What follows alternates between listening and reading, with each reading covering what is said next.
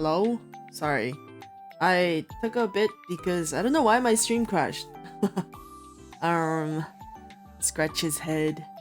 I don't know why my stream literally just like died and I was like, guys?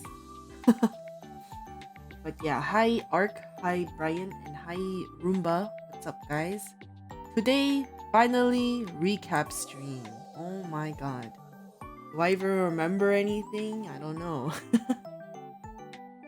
Guys, I need you to understand, I worked so hard on this graphic for stream.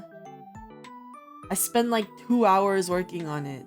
Not really. It was like an hour 30, but still, I spent so long working on it. Where the fuck is it? There it is.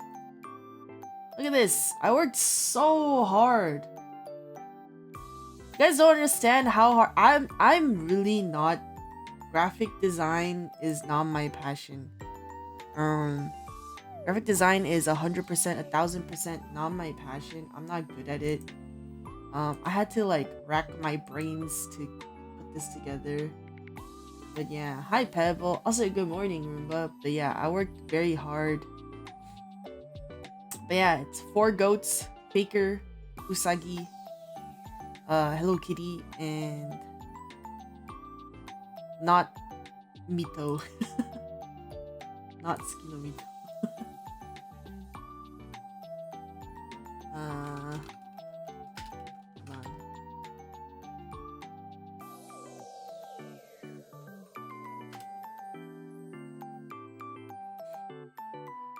What the fuck? Guys, can I go? What the hell? Guys, I'm gonna get another cup of water. I just poured myself a cup of water before before stream. But I just looked at the cup and the cup's actually like dirty. There's like something inside the cup, so I'm gonna go replace my water. Hold on. I gotta go get the water before we start yapping, or I'm gonna run out. I mean, I know I'm gonna run out of water, but it's just I should start drinking now before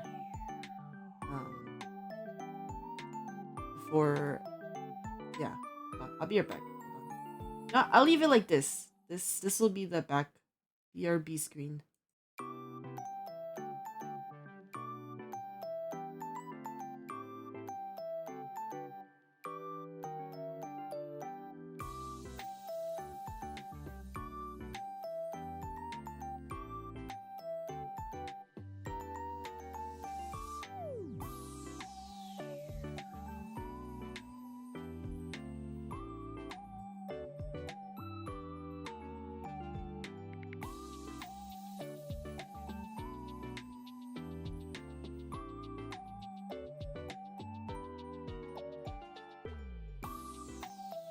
Okay, I'm back. Sorry. I had to just change my cup and water.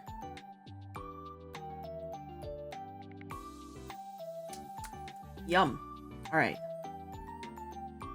What are all these images? Oh, I see. Let me just delete some of these images. I have like so many images on my screen right now.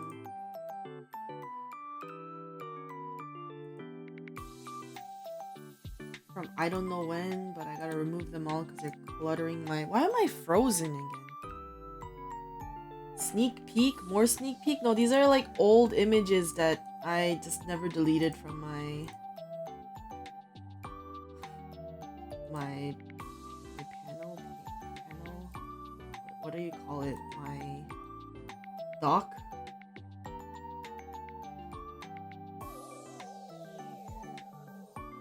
I'm like so scared to turn these things on because I don't know what they are, but I don't think I would have shared anything dangerous on streams. The faker pig, look, it's my goat. My goat with my Oshi. With Kuza, yeah. Alright, so I'm gonna talk, and then at some point I might move to this screen, which is my Clip Studio paint screen. So there's that. And I might just like bring up images and stuff randomly throughout stream. But yeah. Anyways, for now, we'll be on the just chatting stream. But yeah, so context was, I've never really left. I've never been on a plane to a different country. Because when I crash landed onto Earth, and I landed, unfortunately, in America, I didn't get a passport because I was like, what the fuck is a passport? I never had a passport, but so I've never really traveled outside of where I landed, and I was also too broke to, I guess, go. I just was not interested in leaving, I guess, the premises, so I never really like went outside of the country. But I've been wanting to go to Nijifest for a very long time. I've been wanting to go to Nijifest for at least 5 years. I've been watching Niji for 6+ years, but I only was like, oh man, I really want to go like 5 years in. It's been like 5 years since I've been like, I really want to go. And the whole point of this trip was because I got tickets for Nijifest. That was the only reason why I actually went to Japan. Well, I was supposed to do a 2-week trip in Japan, but I had some people in KR that were like, oh my god, you should stop by KR. So I was like, okay, I guess so. So I did 1 week in Korea, and then I did 1 week in Japan. And long story short, it was a difficult trip. It didn't really go as planned. So I will say I don't have any like food pics. I don't have a lot of food pics because I actually didn't get to eat anything. I mean, I did get to eat some good stuff, but overall, like food wise, like the trip was not there. But I think it's fine. I'll take it as like a learning experience that, you know, next time when I go alone or like maybe with Emmy Mama or someone, I will do better, and it's like I've gained experience, right? So I will start off with that. So I'm not gonna have a lot of I will have food pics, but not a lot, like compared to I was there for 2 weeks, but I don't have a lot of food pics in comparison to how long 2 weeks I've been there. It's been like 3 weeks since I first left, so my head like kind of like might not remember some things. Now level 2 Japanese terrorist. Gonna do TikTok and YouTube Shorts research? What do you mean TikTok and short? What do you mean like me? I gotta look up what people do in other countries. I had an agenda, okay? It's just that we couldn't do any of them, okay? But I think that's more of like, it's fine. I'll take it as a learning experience kind of thing. Anyways, so first issue is I'm a crow, guys. You guys know that, right? I'm not just a crow. I'm a 3-legged crow, technically. I'm a Yatagarasu, and I can fly on my own. But people here don't let, like, if I start flying across countries, I think it's like a safety hazard and I could get shot down. So I have to take a plane. And first of all, plane, I don't do well on man-made machines.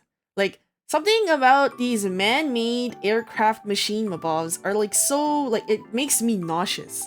I don't know, maybe it's because I'm not the one moving and it's like I'm on a thing that moves. It makes me really nauseous. So I was actually really worried about the plane because I found out the plane was like 16 hours or something like that, and I was like, oh guys, I don't know if I have it in me to fly 16 hours. But yeah, so the thing that got me to fly 16 hours though was, I'm gonna start with the ticketing story first for Niji Fest. It was really funny because, I don't know if you guys know Japanese ticketing, like how like concert ticketing stuff goes, but like it's a different level of hard. Like, I know we always complain about like Ticketmaster. Well, Ticketmaster is like a different issue. That's like a scalping scammer issue, but Japanese concert lottery, like Japan uses lottery for everything, I will say. Like, almost every fucking thing is lottery. You want to go to something? Lottery. Lottery. Everything is a lottery over there. And they make it really hard, so you can't just like make accounts randomly. It's like stuck to one person number and blah blah blah. I mean, I kind of like the lottery, but at the same time it's actually really frustrating sometimes because the system's like just not friendly for foreigners, right? And so basically I had someone who walked me down on like how to make an account and blah blah blah blah. And long story short, I was able to make an account, and basically they had like rounds of like first wave, second wave, and then it's like general sale, and then like after that it's like actual lottery. It's like a different like resale lottery thing. But basically I signed up for the first one, and I think we failed the first one. Like, we failed the first wave. I signed up with someone else, so it's like we sign up together, so it's like a double chance of getting 2 tickets. And we failed the first wave, and then the second wave, it was funny because I remember that day. I didn't remember what days they announced. Like, I'm not kind of someone who was like, okay, on this day they're gonna announce whether we got tickets or not. We gotta keep an eye on it. I was very kind of just like, I forgot. I was very busy. I was not paying attention to the dates. And one day I woke up and I had this like $160 charge on my credit card, like randomly, and I don't even remember, like I didn't even recognize the name of the, like, you know how like when you get charged on your credit card, it gives you like the name of like whoever took your money. And I was like, who the fuck is E+? I was like, what the fuck is an E+?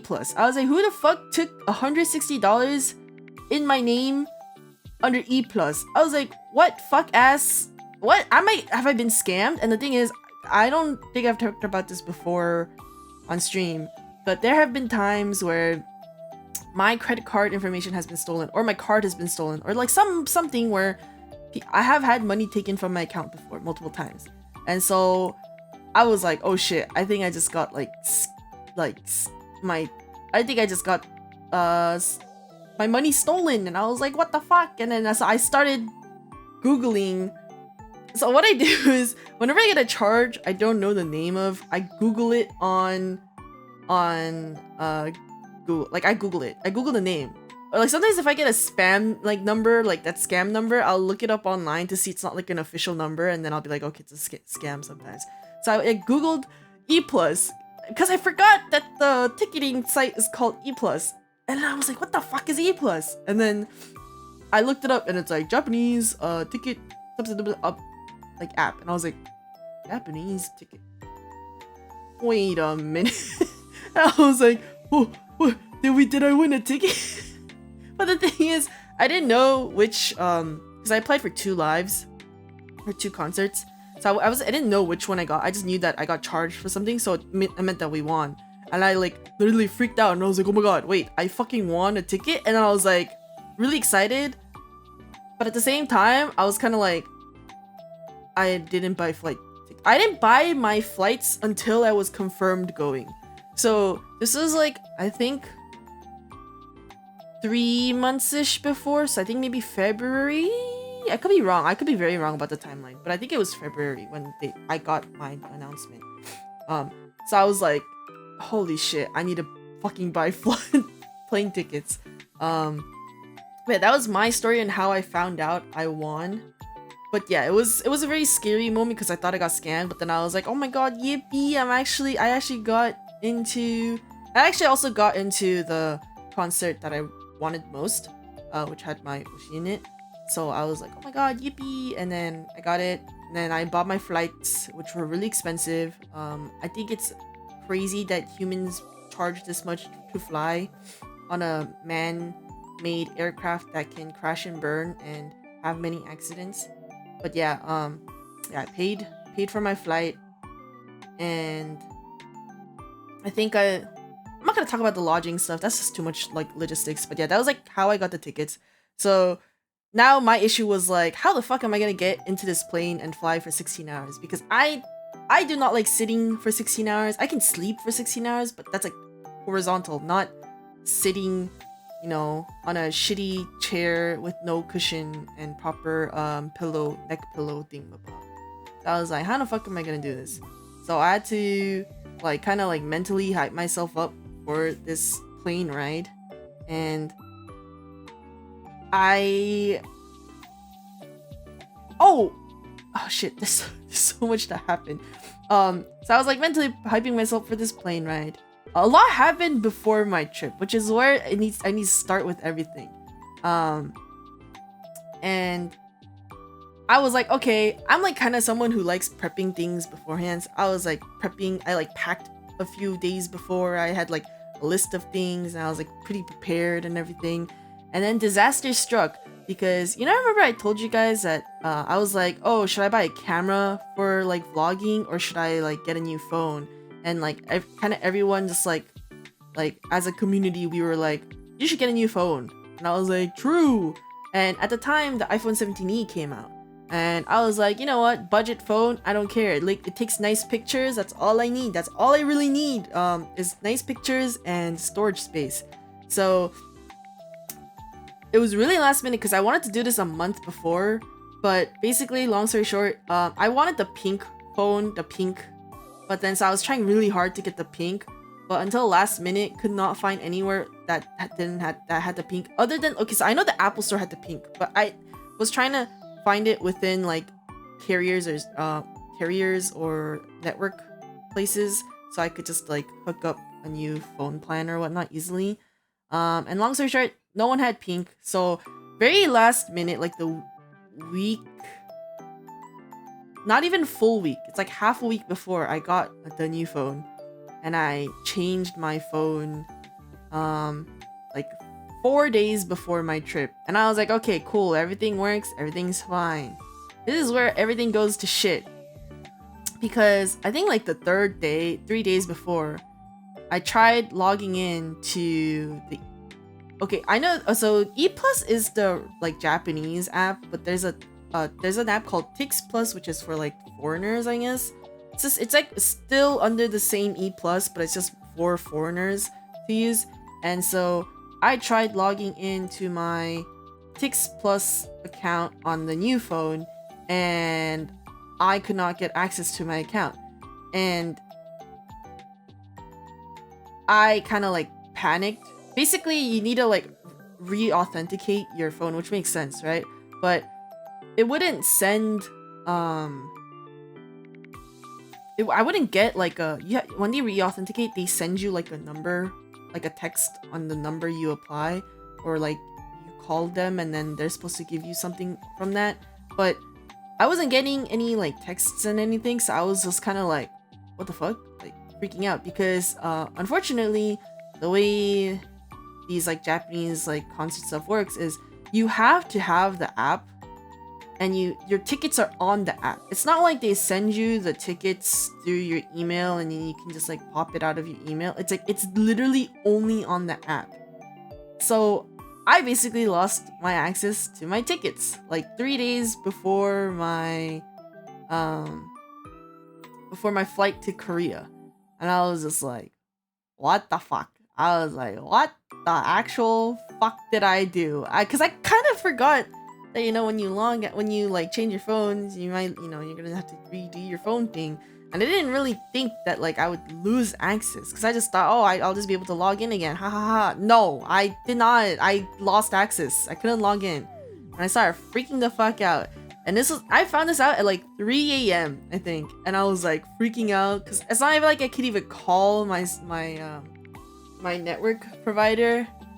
I was just like me like alone, and I'm like, what the fuck is going on? And so I went through like a whole spiral of like, maybe it's my network, my like provider doesn't have global texting. And I was like, what the fuck? What in 2026, what provider doesn't do global text? And then I found out, no, that's actually false. It's actually, I do have global text, because I was able to ask a Korean friend to message me, and I was able to get their text messages and their calls. So I was like, okay, I do have global. And I was like messaging another friend who uses the app, and they were like, oh, I think you're not supposed to change your device. They were like, from what I remember, like, these tickets are device locked. And the app is locked to your device. And they were like, yeah, I think you kind of fucked yourself over. And I was like, what the fuck? So I was like freaking out, and basically I didn't sleep that day at all. And because I was so stressed about like because the whole trip was because I was going to Nijifest, but then I basically lost my Nijifest ticket. So I was kind of like, what the fuck am I doing this trip for? And I started like panicking. And basically the next day I slept like an hour maybe, because I was I like passed out because I was tired. But then I slept an hour, I woke up, and then I was like, oh my god, I gotta call my provider. And then long story short, I did this really dumb thing where I moved my service back to my old phone, thinking like, oh, as long as I log back to my old phone, it should be fine. And we did that. It took like 2 hours. By the way, this process, like the way like America is so like, in words I can't describe, incompetent, because this shit would not take 2 hours in Korea. But it took 2 hours once to move my service from my new phone to my old phone. It took 2 hours to do that. And then when we did that, I like tried to get back on the account and blah blah blah, and it still didn't work. So I was like, okay, it's not a fucking device issue then. And then I looked it up online, just to double check. And it's like the way Tix Plus and E Plus, they're frequently asked questions and their like page online. It's not what's the word? It's not really well made. Like it's not easy to maneuver or find things. And so basically after like a few minutes of searching, I was still online with my service provider, by the way. But when I looked it up online, found out that it's actually okay if you change your device. Like Tix Plus, yeah, exactly, not easily accessible. Fuck. Anyways, but I looked online and they were like, oh, actually, for E Plus they don't allow you to change your devices. But for Tix Plus they were like, actually, it's fine if you change your devices multiple, like it's like up to 3 times I think in a year if you change your device. And they even allow you to change numbers, because the only thing I did was I kept my number thinking my number, as long as my number is the same, it's fine. But then like, yeah, that happened. And then I was like, what the fuck? So it's not a device issue. I was like, it's just an app issue. Like I'm having the app, like it's just, I think it like the app was having issues with my number. And I was like, what the fuck? And so I ended up moving the service back to my new phone, because I was like, I'm not gonna hold 2 phones the whole time while I'm in Asia, right? I was like, I'm not gonna be carrying around 2 phones. So I was like, I asked my agent, I was like, can you move my service? I know this is like really stupid, but can we just move back the service back to the new phone? And they were like, yeah, sure, no problem. That took 2 hours also. And I was like, oh my god, this is like, it literally took a whole day to do this, by the way, just moving back and forth. And then we moved it back, And essentially I wasted like 4 hours to give them 5/5. Yeah, I did. I gave them a good review, but it was just so frustrating because it was like it took all day, and in the end, I didn't solve anything, and I couldn't contact Tix Plus, by the way, because it was Golden Week, and so they were just off that whole week. But the day my fucking issues started was the start of fucking Golden Week, so I couldn't even message them. I couldn't even like email them because they just weren't gonna fucking respond. And so I was just like gonna have to go to Korea without knowing whether I can access my tickets or not. And so that happened. Went to next day. Next day, my phone service wasn't working. Like I woke up, it was working when after we changed it, but then the next day, phone service just stopped working. And then that took another 5 hours to figure it out. We just had to reset it 4 times for it to work out. And basically, that was literally 2 days before my flight that all this shit happened. Not even 2 days, it was 1 day before my flight that this shit happened. So I was already off to a very, very bad start of my trip. And I think that should have been a premonition. I think that should have been the premonition that this trip was gonna be a lot harder than I thought it would be. That's okay. Everything is a learning experience. Smiles. But anyways, after like the phone stuff got figured out, packed everything. I had everything packed, and basically I did the whole like cheat where you put a suitcase inside of another suitcase. So it's like the smaller suitcase inside of a bigger suitcase. And I only really packed like light clothes. I actually packed a bit more clothes than I should have, but I think it's because I was not sure what the weather was, because like Japan, when like we checked 2 weeks before, it was so turbulent. Like one day it would be like it's like gonna be like 60 degrees raining the whole week, and then the other day was like it's gonna be like 85 degrees and it's gonna be like not raining and humid and hot. So I just brought like three extra like long sleeve like jackets that I shouldn't have, in my opinion. But it's fine. Everything is for next time. I learned a lot from this trip. Basically, packed that like minimum stuff so I could pack more stuff when I come back, and was ready and went to the airport. My flight was at 1 a.m. I think, and I think I would have arrived at 9 a.m. Well, I would have arrived in Seoul at like 6 a.m. But then I had another flight that goes to Busan. So my first trip to Korea, I wasn't starting in Seoul. I was starting in Busan first, which is a port city in Korea. It's like at the bottom side closer. It's actually pretty close to Japan, I think.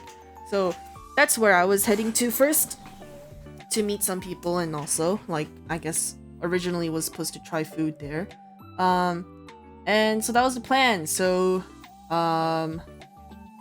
yeah, I don't really know what I could talk about on my flight was kind of rough. I think my first like long flight, the first time was kind of rough, I will say. I think I couldn't really sleep deeply.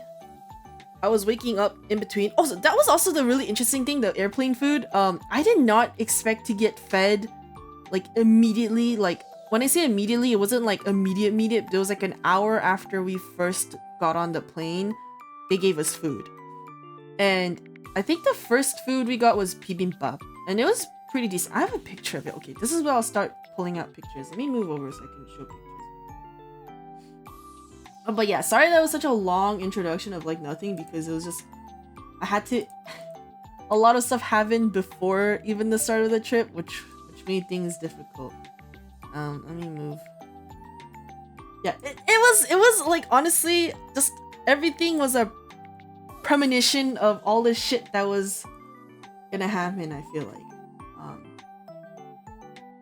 But I try not to think too much about it, or I will get really depressed about it, I think. Alright. So let's see if I have. But yeah, oh, one of the good things about my flight was I chose a window seat, but originally there was supposed to be someone sitting next to me, but the middle seat was actually empty. So I was actually really glad for that. But then the person at the end, like the aisle seat, was like a Korean old man, and not gonna lie, I kind of was very uncomfortable with the guy, but they were kind of like nice-ish in a way, so I can't really complain. But I think I was just very intimidated by them because they were very like old Asian guy mindset, which I was kind of like about. Let me open, I think it's a media source.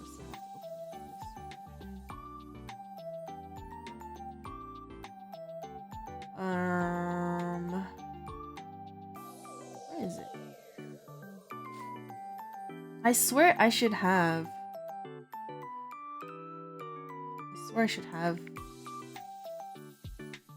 Oh, I think this is it. Actually, let me open it on my PC first before I share it, just in case. I don't want to accidentally like. I didn't actually like really go into my images and check. It's so loud. Okay, I'm gonna mute it, but it is this. Can I mute this shit?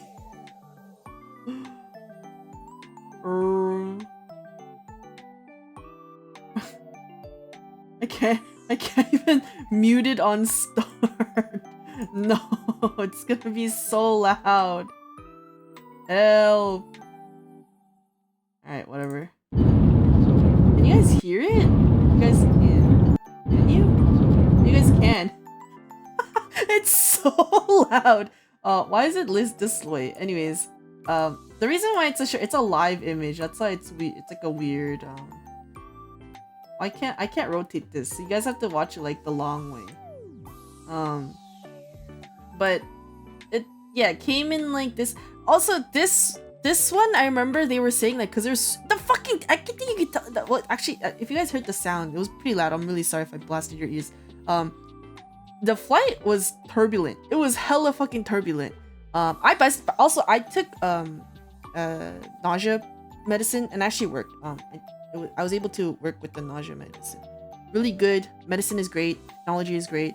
But yeah, the flight was really turbulent. So they said they couldn't heat up the meals except for the rice. I mean, I guess that was already warmed. I don't know, but the vegetables and like stuff were cold. But I mean, I removed like I don't eat cucumbers, so I removed both. I don't know if those are cucumbers or hobak, which is squash. I couldn't tell if that was squash or cucumbers, so I just took out both of those. So I literally just ate it with the meat, carrot, bean sprouts, and the mushrooms. And it was pretty good. I don't really have any pictures of it. To be honest, I actually didn't take as many pictures as I thought I did.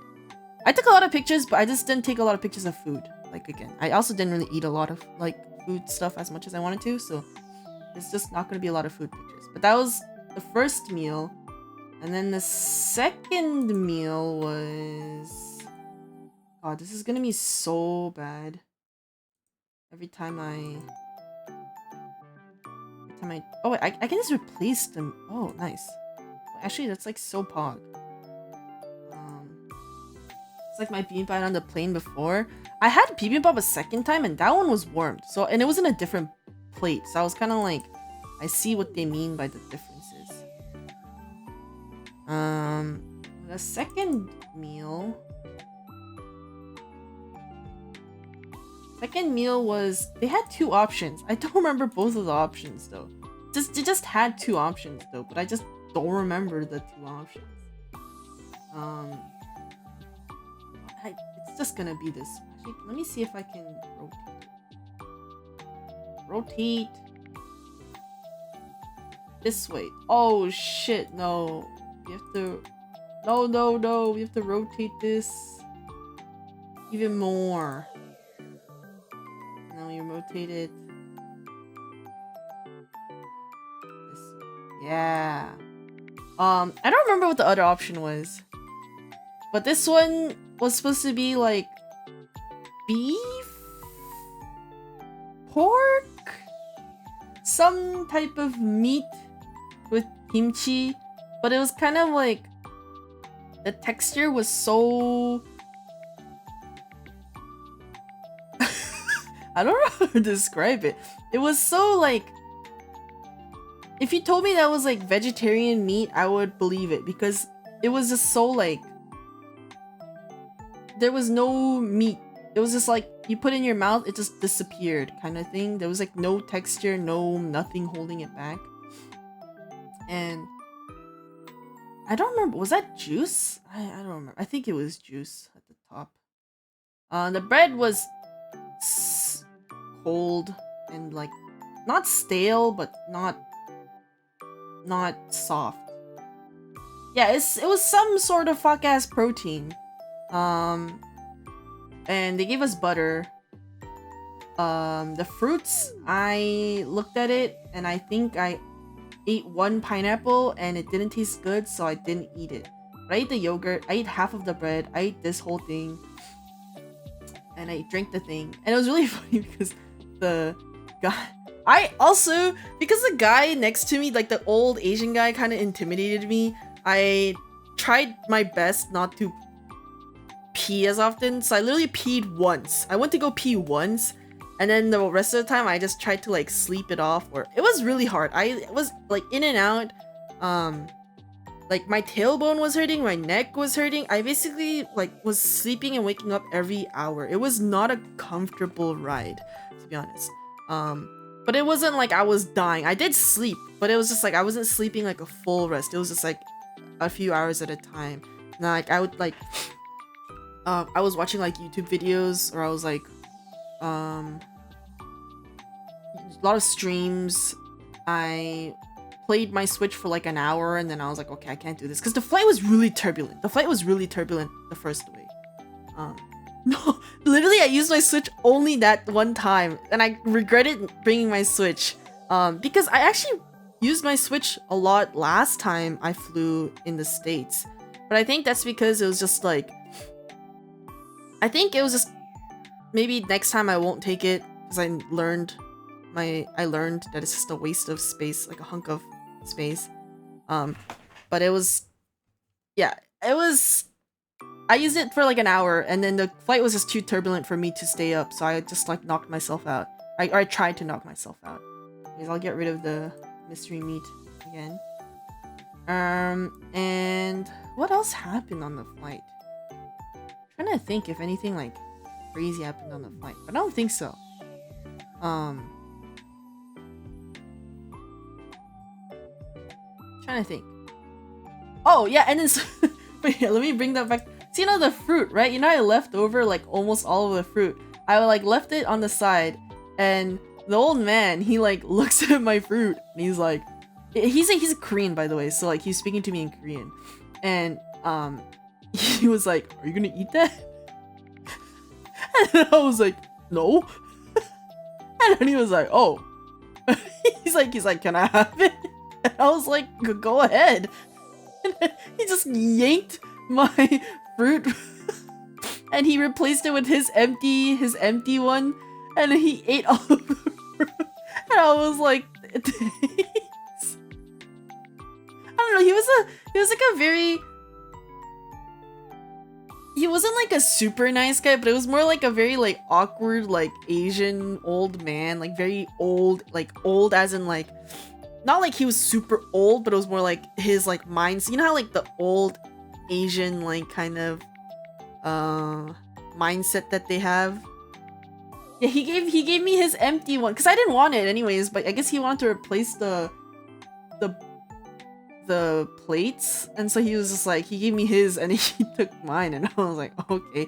And then when the attendant came by to pick up people's like empty food plates, he like immediately just took it off of my like table, like he just took it from me and he gave it to the person, and I was like, oh, thank you. And so the flight ended. Oh, as we landed, and it was not like immediately when we landed, but the thing was, it was really cold on the plane. I remembered. It got really cold. It wasn't cold in the beginning. In the beginning, it was actually, I was like sweating. It was hot. But as the plane went longer, it got really cold because of like how high in the altitudes we were. And it was so fucking cold that I regret not wearing like something thicker, or like I didn't bring a sweater to wear. I was like kind of freezing my ass off. But when we landed and basically like got to the gate and people were like getting ready to, this is the thing, I'm the type of person where when we get to the gate, I don't immediately get up. I just sit at my seat and wait for people to move, and then I will get up. Like I will move once like the 4 rows before me starts like moving, because then I'll just be able to get up and get my stuff and move, right? And also I didn't have a carry-on. Or I did have a carry-on, but I didn't have like a carry-on like to put overhead. It was just like a backpack I had. So I put it under my chair, under the chair in front of me, so I didn't really have to like grab anything either. So I was just like, okay, this is gonna be quick and easy. So I didn't get up, and I was just waiting. Yeah, I had a personal and no carry-on, exactly. Professional terms. But yeah, I was waiting. But I actually ended up and then the guy next to me, he was like immediately one of the first people to get up, because he was like ready to fucking leave. He was like, you know, like the Korean ajashi. He's like, bali bali, I gotta leave. Hurry up, I want to leave right now. And so he was like literally like ready to bolt, and I was just sitting. But then I had to get up because I kid you not, you know, like the above me, like the panels, it started leaking. One of them started fucking leaking, and it started dripping on. Like I saw it drop on my jacket, and I was wearing like a rain, not like a complete rain resistant, but it's one of those more like kind of one of like a windbreaker. I was wearing like a windbreaker, so it kind of like slid off my jacket, and I was like, immediately was like, huh? I looked up, and by the way, this water is not like clear water. It's like brown, disgusting water that's just dripping, and it looks like it's gonna continuously drip. So I immediately like grab my bag and I immediately stand up, but it was like I couldn't stand up in the aisle. I had to stand up awkwardly in like in between the seats. So I was kind of doing like hold on, let me move to my drawing board. But I was kind of like, you know, like when you're like the seats are like this, and like, because I was in the window seat, right, like here, it's like this. I was like standing in between here, but because the seats like are like this, and then there's like the seats in the front, I was doing the awkward like leg. I'm like standing, but not really. It was kind of like my legs like this, like I'm doing like a constant like like this. And I was also too tall, because I was hitting the, like if I stood up straight, I would be hitting the top of the panel area. So I was doing this like awkward like bend knee thing, and it was hurting my legs a lot. Well, it was open, but I'm just saying, is like it was open, but I was still doing this awkward bend, because if I stood straight, I would hit the panel on top. Like, hold on.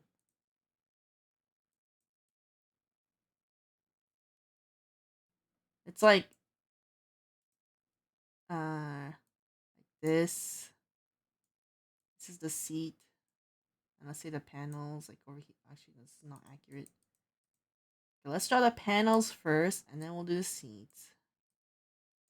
But if I stood straight, I would be hitting this. So I had to do this like awkward, like hunched over, knees bent.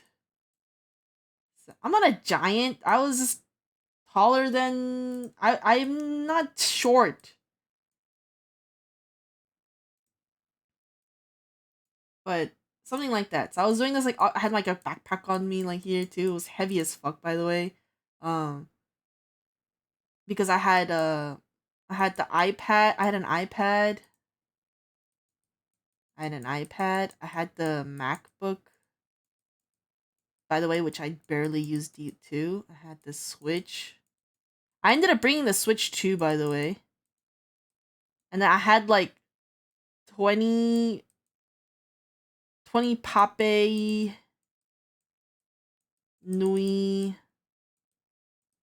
Maruto. Basically, I was so afraid, like in the off chance my luggage got lost or delayed, I put all of my like plush valuable anything valuable inside here. And so it was heavy as fuck. But I was like basically like stuck like this for I think like 10 minutes, 15 minutes because people in the front weren't moving, right? Um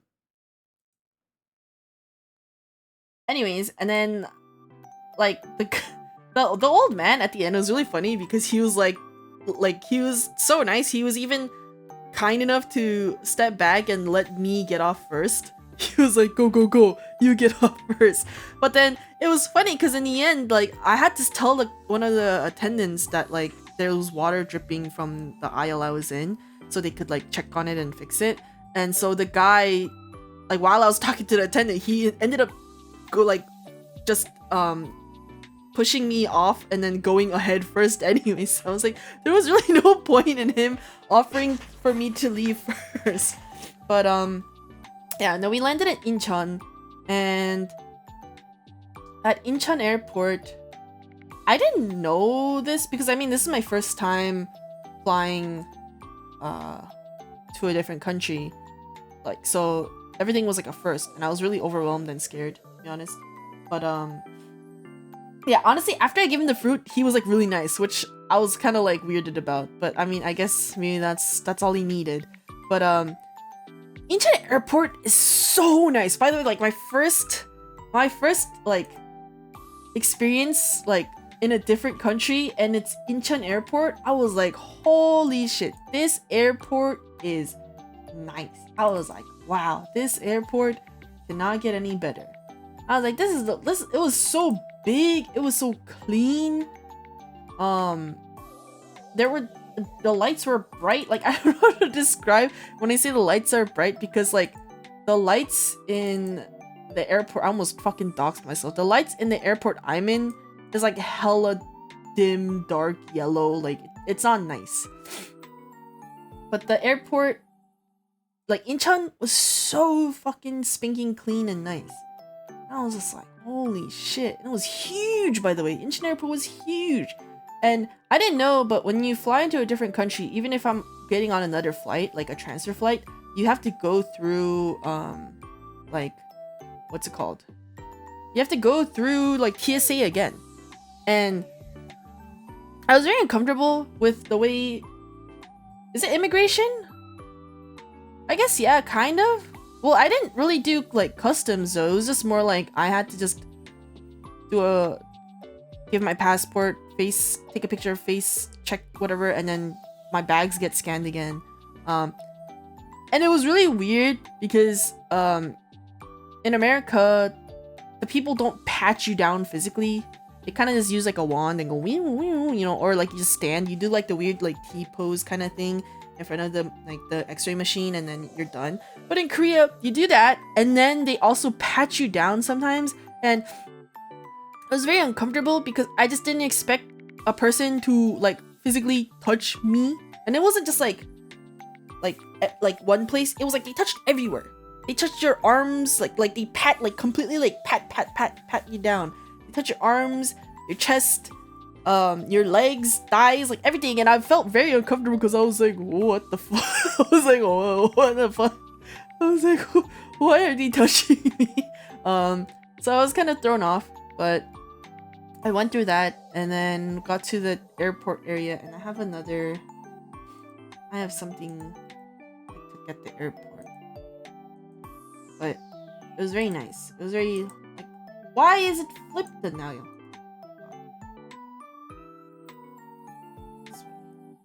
how nice this airport is, man. Like, by the way, it was empty because it was like 6 a.m. and my flight was at 7. My next flight was at 7, so I didn't really try to drink or eat anything because I was kind of scared my credit card wouldn't work. I don't know. I'm kind of afraid of like, I don't know how to describe it. I don't like being in embarrassing situations. So I don't like want to think about being in a situation where my credit card didn't work and I just like stared awkwardly at the cashier, so I didn't even try using it until I was with my friends. But at the airport, the only thing open at the time also was Dunkin'.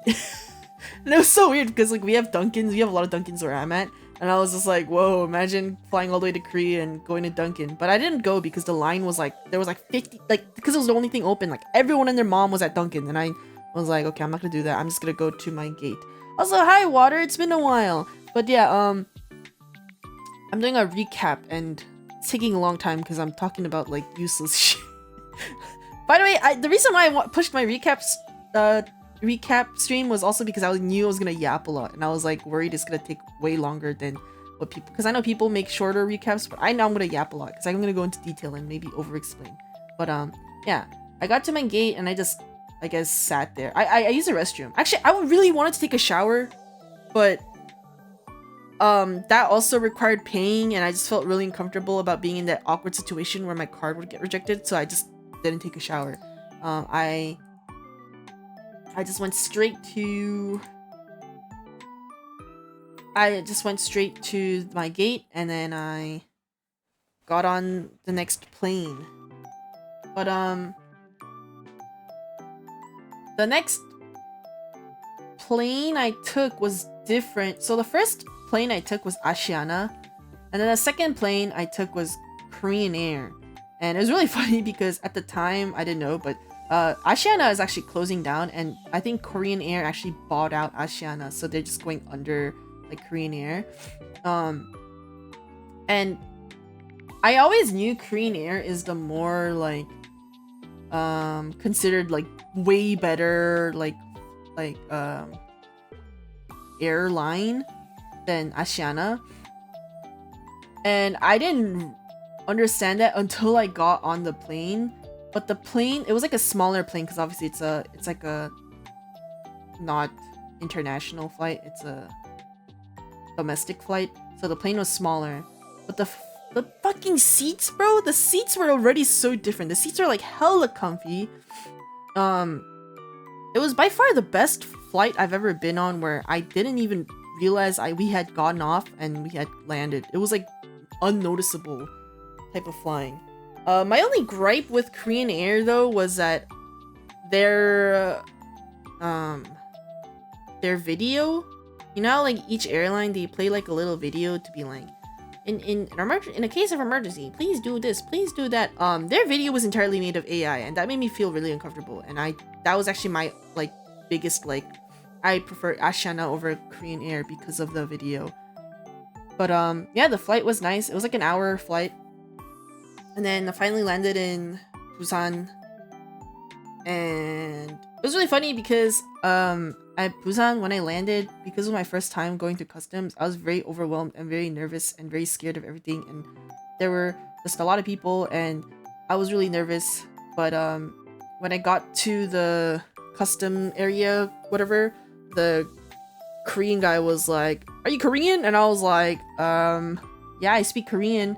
And he was like, "Oh, but you're not a Korean citizen?" And I was like, "Nope." And he was like, "That's fine." And then he like plugged in the, I know for Japan I was able to fill out like a thing online, but Korea, even though I filled out a thing online, they still make you like do your like, where are you gonna stay when you land in Korea, and then put that in.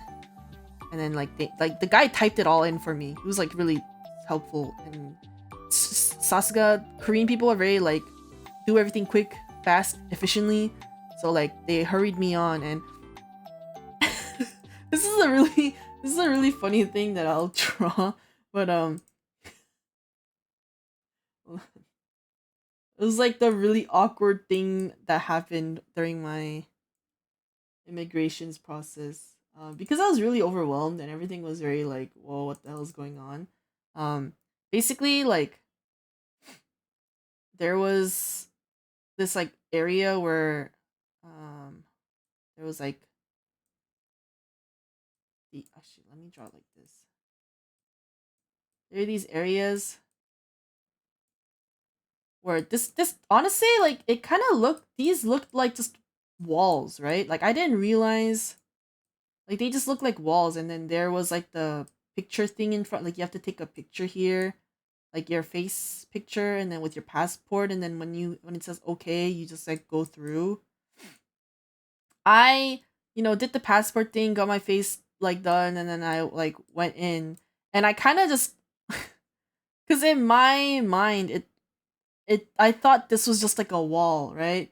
So I just went all the way through, and I had my earbuds in, by the way, cause I was really overwhelmed, and um, I just like zoomed through, and then all of a sudden I hear some lady being like, "Excuse me, hello, hello," but in Korean they were like, "저기요, 고객님, 고객님," which means like customer or like client. They're like, "Hello, hello."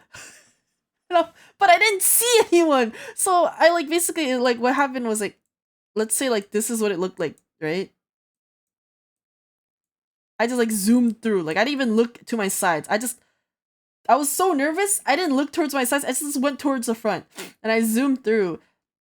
But when you look here, it looked like a wall to me. Like, cause you could see from the sides, but it looked like very much like a wall. So that's why I didn't think about it much, and I just zoomed through. So when I looked back, like when I looked back after the from the back, I don't see anyone. I just see this like there was this like white American person standing in between, and she looked really confused, and I didn't see anyone. So I was just like, who the fuck is calling for me? So I walk back, and then so I walk back like this way, and then I see there's like the tiniest little hole. It's not even like a visible hole. There's a tiny ass hole, and there's a lady. She's sitting here, and she was just like freaking out because I basically had skipped her, and like she was part of the customs, like the immigration customs thing, and I felt so embarrassed and so like, oh fuck, I fucked up because I just literally ignored her, and I almost committed a crime. I almost fucking just ran by customs because I didn't see this. I didn't think this was like a tiny little office area because it like in my mind I was like expecting maybe it would be like, I don't know, like window, like this whole thing. I thought it would be more like clear window, then I'd be like, oh, there's a person in there. No, it was like completely, the whole thing looked like it was just a wall, like a border. Like it was like made out of wood or some shit, and it was just like this. And there was like a tiny ass like little window. So I went back and I was like, "Oh, I'm so sorry. I was just nervous." And then the lady was kind of like, she looked really annoyed, but she was just like whatever about it. Um, and then she let me off. And then there was like another customs thing, but that was really quick. They didn't even ask me like questions of like that was the funny thing I think is because um technically I was supposed to go into the foreigner line, but the guy he asked me like, "Are you Korean?" And I was like, "Yeah." And he was like, "Oh, that's fine then." He's like, he just put me on the Korean citizenship because it was like the foreigner, like non-US, like non-Korea passports, and then there was the Korean passports. And there was a line, like, let's say this is like non KR. And this was like the KR. There was no line for this shit. There was just literally just me. And then the non-KR line, there was like 10 people. And it looked like it was taking a long time. And I kind of felt like that was like, I kind of was like, kind of feels not racist, but like weird that they were taking so long questioning each like non-KR passport person, like, and they were like obviously not Korean looking people. Like they were just like a white person, a Southeast Asian person, or like a Hispanic person or blah blah blah. It was just like different types of people. And then my US passport holding Korean ass like was able to go to the Korean passport line. And when I went to the lady there, she didn't even fucking ask me a question. She didn't even look at me. She just got my passport, stuck the sticker on, and then sent me off. And it was just a very quick an easy process. And then I got my bag. Also, I got my bags really quick. So it was pretty easy to get my bag. I got my bag like immediately, essentially. And I walked out and one of my friends was there to pick me up and they picked me up from the airport. So it was actually really nice because I was really stressed about like how I was gonna get a taxi to because you're supposed to meet I think at Busan train station. Like and I was like, I don't know how I'm gonna get there. I don't know I'm gonna call a taxi. I don't know how this is gonna work. But thankfully someone was there to pick me up and then we got dropped off at the station and then we met some other friends. And I won't really go into the too nitty gritty because I mean there were funny moments, but like they're all like in Korean, so I'm not gonna really translate them. I'll just talk about what we did. But we immediately put our bags. We like checked in our bags at the the hotel we were staying at, and the first thing we did that day was we ate food. Um, I don't even remember what we ate. I think we ate like Taiwanese food. Don't ask me why, but we ate Taiwanese food. I think I ate like what did I eat? I ate like the spicy peanut noodles, and then we shared like a eggplant. I didn't take pictures of that one. We shared an fried eggplant dish. It was pretty good. And then we walked around. We stayed. The first place we were in, on the day I landed was in Seomyeon, which apparently is like a really like cool hip, not cool hip, but like that area was full of gotcha stuff, like crane game gotcha stuff. Like I kid you not, it was just nonstop. That's all they had. Hold on, I have a video, but like it's literally like okay, let's move back. It was literally like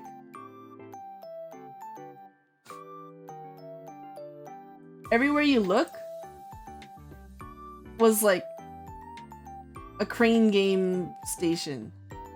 They were all pink, by the way. I don't know what Korea's like thing with all of these like crane game gachapon places were just like bright pink and like LED-ish type shit. But literally, if you kept walking, like every fuck ass store was like and the thing is, all of these are like no one's there. There is no staff or people there. It was just like empty stores, like no manned staff, no manned stores with just hundreds and hundreds of these claw machine places. And I think we had I mean I didn't really scotch or like use the claw machines much because I personally don't really like claw machines much. I think they're all scams. They're all like very scammy and they don't feel nice to play in my opinion. I just waste a lot of money most of the time and I don't get a prize, which is very frustrating. So I didn't do anything, but I think my friends, they were all very like into it and like we pretty much walked into each and every one to see like what prizes were there. There were also a lot of fake plushies there, like a lot of fake plushies in these gacha shops. But I guess people were just like fuck it, like they were just pulling all the time and whatnot. So we walked through a lot of those. And then I think it was just a lot of walking to a lot of these like crane game stores and gachapon stores. I don't really remember if we had any big pulls that day.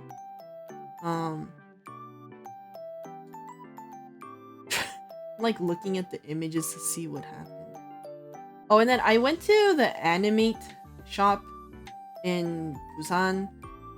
It was pretty cool. It was really small actually. It was a lot smaller than I thought because I'm used to like American sized stores, but the stores like in Korea were like a lot smaller than I thought they'd be. But I mean, what did I expect? I don't know. But I think my friends took me there because they were like, oh, there were like the alien stage Alien Stage people had their signatures on the walls, but more than Alien Stage, I was more surprised because they had like Alien Stage wasn't my biggest thing. It was this. They had fucking you guys probably won't know, but this is Niyama. Niyama is a BL artist, Japanese BL artist, and I was just like, why is Niyama's signature here? I was like, when the fuck did Niyama come to Busan Animate to draw this? I was like, huh? I was like, what the fuck? And I was more excited about this signature. But yeah, they had the other Alien Stage signatures, which were pretty cool. Pretty dope, I'd say. It's just that, like, it wasn't really like a top priority. I mean, this is cool because it was drawn by Qming and Vivinos, which I really admire. But these are the others. So I don't want to really say voice acting. I guess it's the voices, the people who are singing for Alien Stage were there. But I was more surprised about Niyama. Like, I was like, Niyama? But there was a lot of other Korean BL artists and their names that I recognize, and I was like, whoa, that's so cool. But yeah, the shop itself was really small. So I didn't really like buy anything. I just looked through. And then they had a Plave. They had a Plave pop-up thing, which I thought was really funny. I was like, oh my god, I saw Plave. I was like, whoa, Plave. I was really sad because I wanted to buy some Plave stuff, but I didn't get to buy as many things as I wanted to. Because couldn't go to I didn't really have a lot of free time, I guess is the thing, so I didn't really get to do as many of the things I had hoped I'd wanted to do, but it was still pretty cool. And then after we were just like going around, oh, this is the funniest thing is we decided to take like a break and get like a drink. You know, like one Plave song? Plave songs are kind of cool, guys. I don't know. I think you should listen to them. But I think what's really funny is we went to a cafe and I got a lemonade. And by the way, there's a very common thing with Korea where if you go to a cafe, they will literally like immediately when you get in, they'll be like 1 drink per person. So I think there was 5 of us that day, and we all had to get a drink, which I thought was interesting because I mean it makes sense, I guess, because they're just like they don't want people to loiter around. But I think over here they kind of don't like, they don't really force you to get 1 drink per person. I don't think they even can do that here, but I don't know. And they in Korea, like when we went to the cashier, the lady was like super strict. She was just like, by the way, you do know it's 1 drink per person, right? Please make sure that everyone in your party gets a drink. And we were like, oh, okay. But I got a lemonade, and when I drank it, I immediately, like, I was like, whoa! Because I ordered the lemonade thinking it was gonna be like a lemonade. But this is like by the way, this is like the first thing that made me realize, like, damn, I'm really in Korea, because the whole time I was telling my friends, like, I don't really feel like I'm in Korea, because it just felt like I was in like a really big K-town in America. Like, it didn't really feel that different to me, to be honest. But maybe it's because I already know the language and I can read it, so it didn't really feel much different. Like, it didn't feel foreign to me. But I don't know, nothing really about Korea, I will say. For a lot of the times I felt like, whoa, this is so Korea. Like, I was just like, oh, I wasn't really like amazed by things. But maybe, I don't know, maybe it's just I don't know, maybe it's because the trip was like question mark. But yeah, it was lemon soda. It was, so my friends are like, oh my god, like, you didn't know? Because they're saying that anything with the word aid in the drink means that it's like sparkling water, Sprite, sparkling water, I don't know, fucking whatever.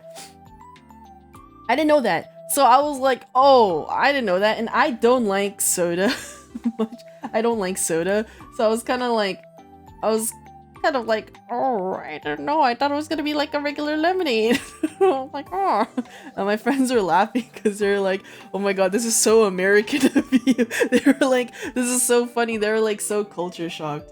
Why did it turn to a 7TV emote? I don't know, but I think haha Ha ha ha. 3 ha's is like 70 V. Yeah, there we go.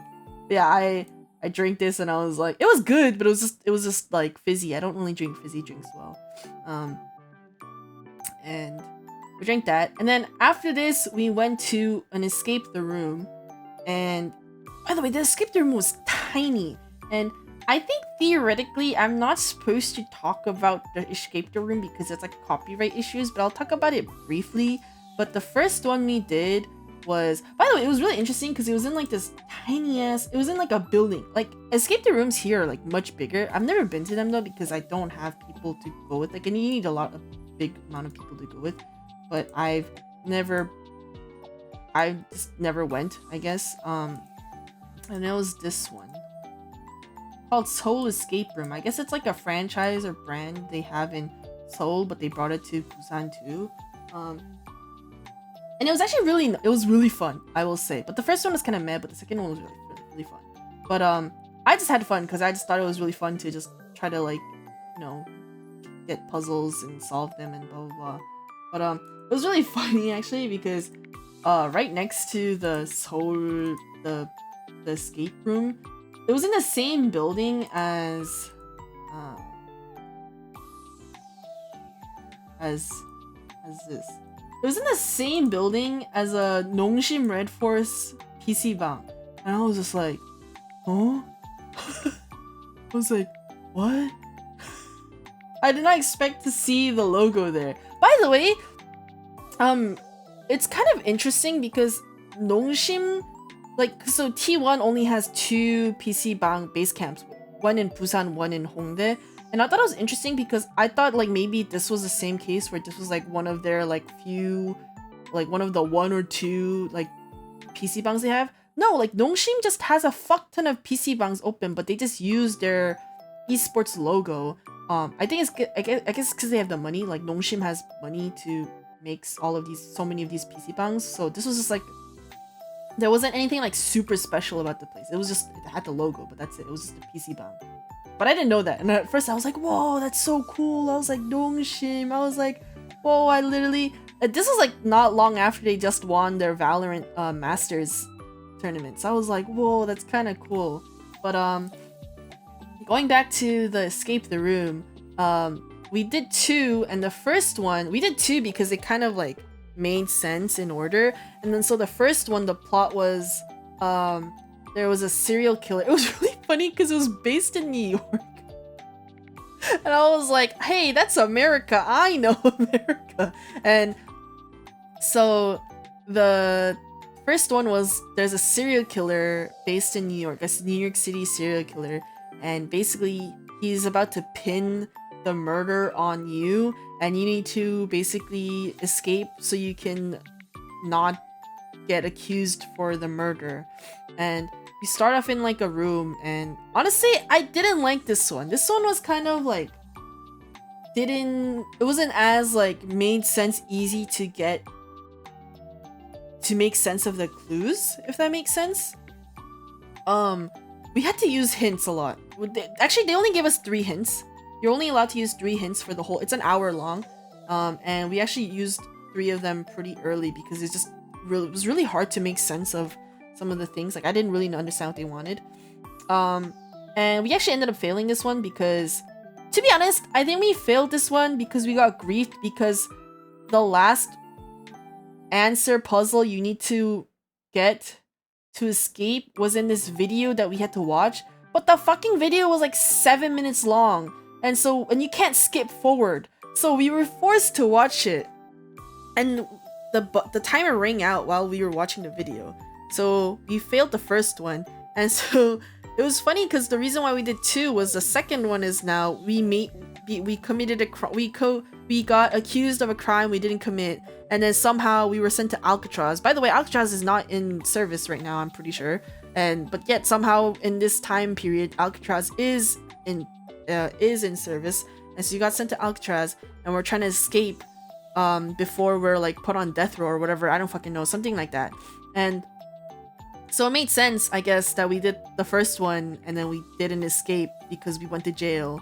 And the second one was Well, the first one too also had like hidden rooms, so it was pretty cool. But it was really funny because one of the persons we were with is like so easily scared that he got really scared every time the secret room doors like open, because it wasn't like obviously, it was just like the doors would like there would be a hidden door somewhere and they would open and he'd get really scared.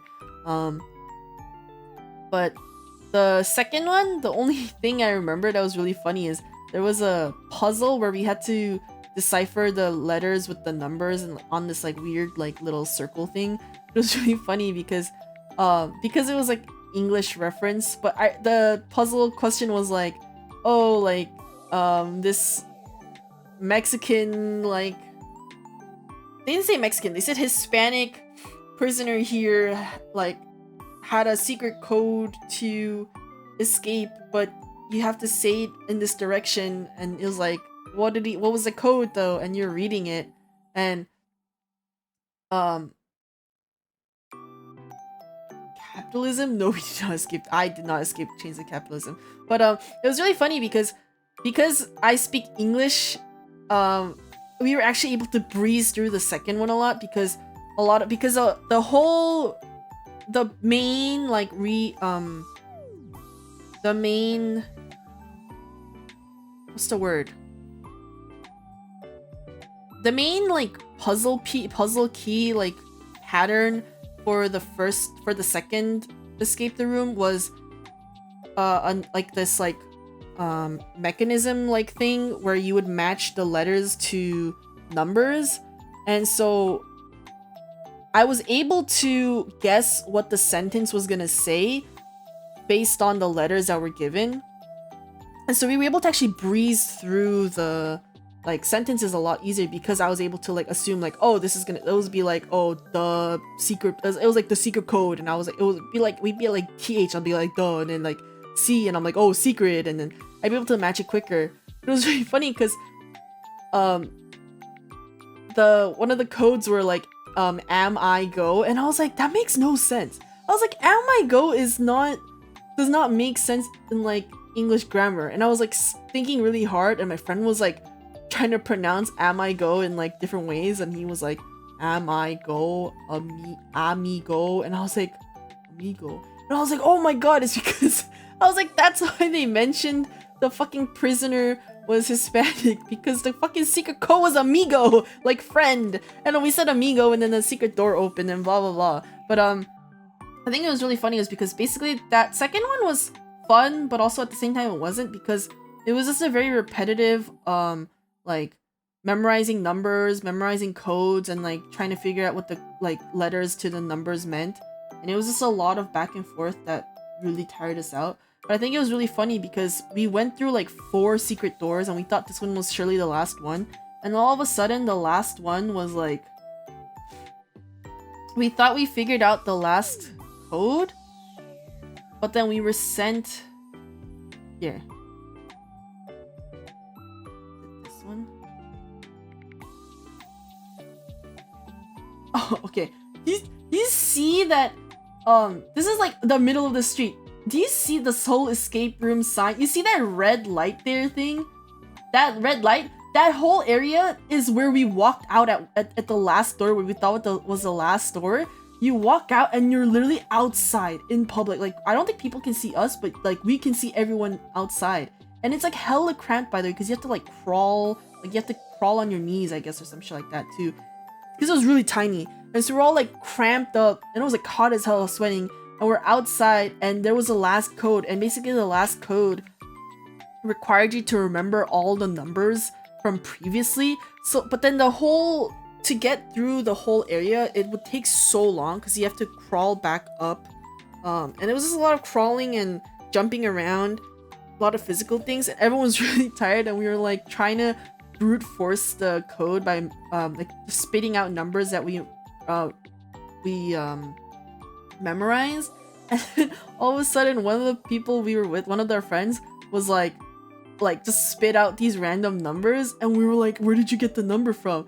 And it turned out it was right. And they were like, oh, I didn't remember this. They said that someone had written the password on one of the walls at some point, because I guess they were just like frustrated. I mean, technically, we should have told the attendant that there was like there was an answer on one of the walls, but the person was like, I guess it was just so frustrating because like literally it made it seem like the door before this was the last door, but this last door honestly really pissed us off too because we were just like, what the fuck? There's no way we have to like go all the way back.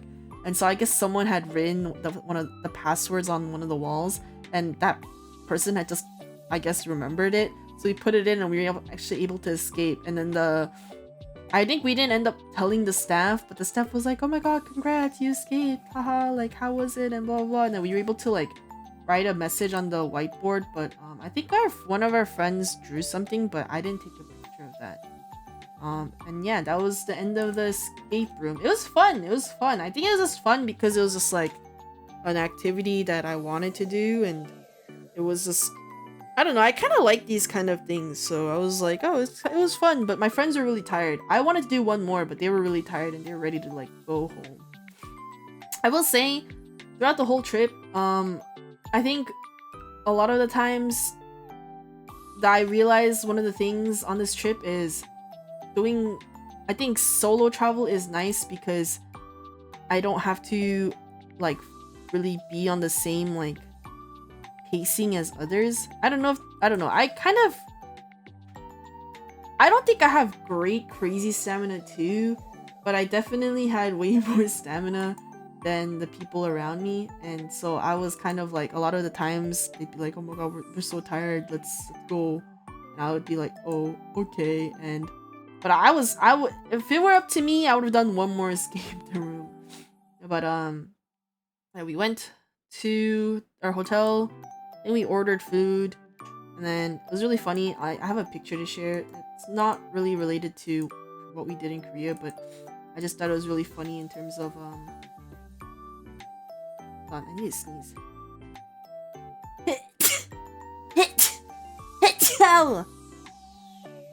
Oh. I think it's the first picture.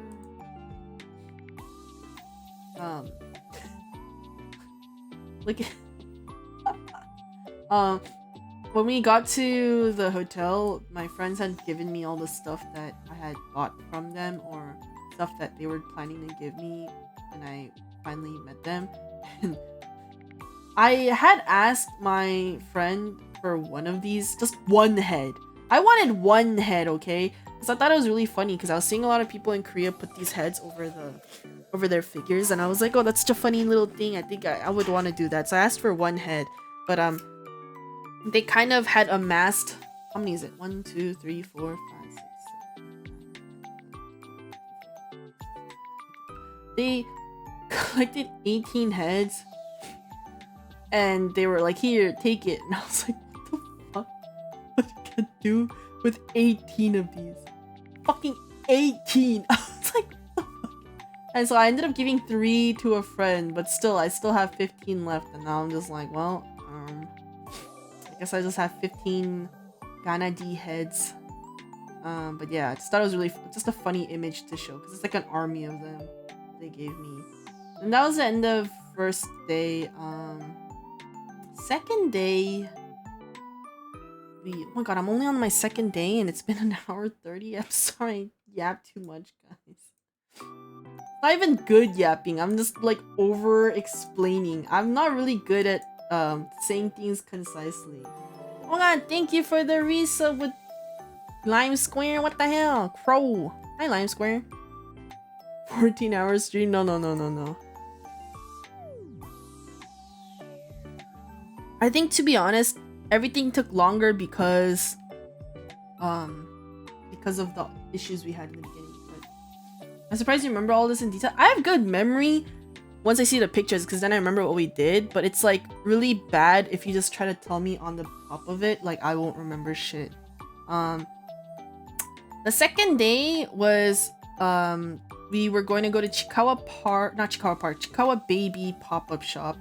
And then also, it was the day where I had, honestly, the best meal in Korea. This was my, like, top best meal in Korea. This shit. So, Busan is really famous for 국밥, which is literally means, like, soup. rice, but basically it's like I think it's pork soup. I don't know if it's head. I think it is head made with a cow's head. I don't know. It's made with something of a wait, cow? Pork?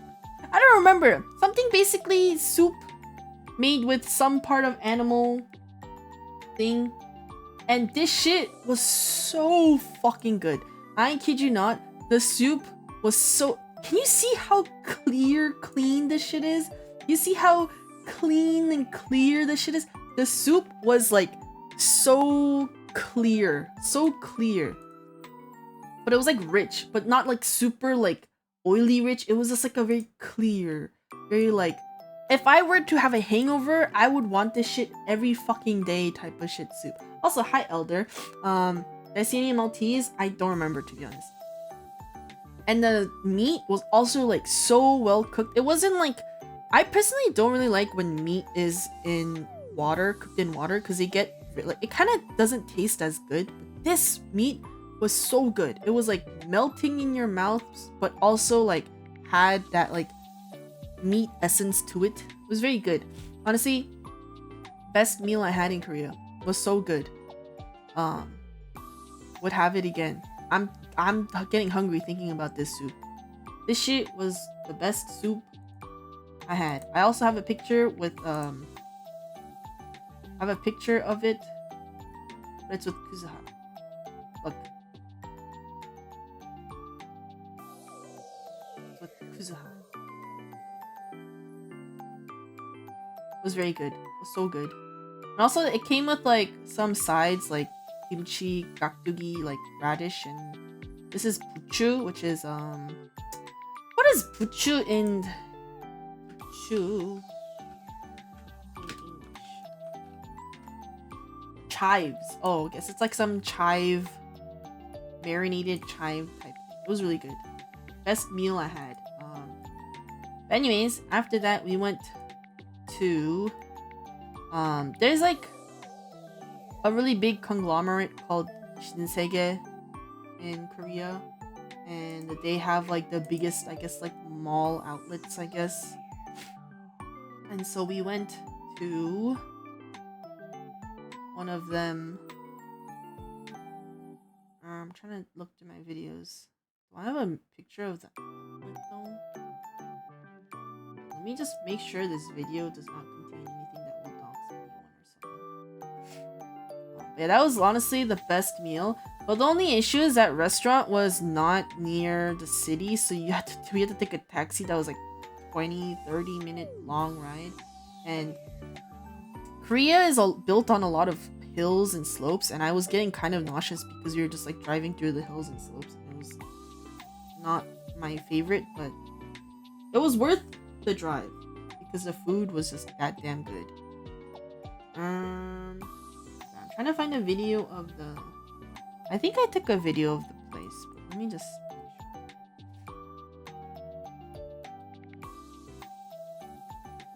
The mall was... The weather was so nice this day too, by the way. Too bad we didn't really like go out, so it didn't really matter. It's a second one. Pick an option or 1 or 2. 2, I guess? I don't know. Here, look how nice the weather is. Immaculate weather. And then this is the like outlet. It was huge. But that was a different section. There was like 2 sections of the outlet. But yeah. And in there we went to Chikawa Baby. Chikawa Baby. Look! Chikawa Baby! There was like a pop-up. Just happened to be a pop-up while I was in Korea. And so we got to go. It was very small again. A very, very small pop-up. Very small. I realized everything was small. Everything was very cute. They had...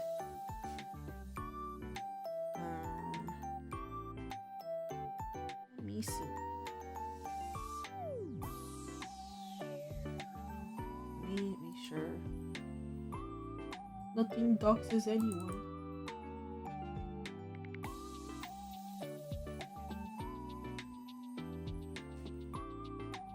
Like, the mall was huge though. I was actually very surprised about how big the mall was.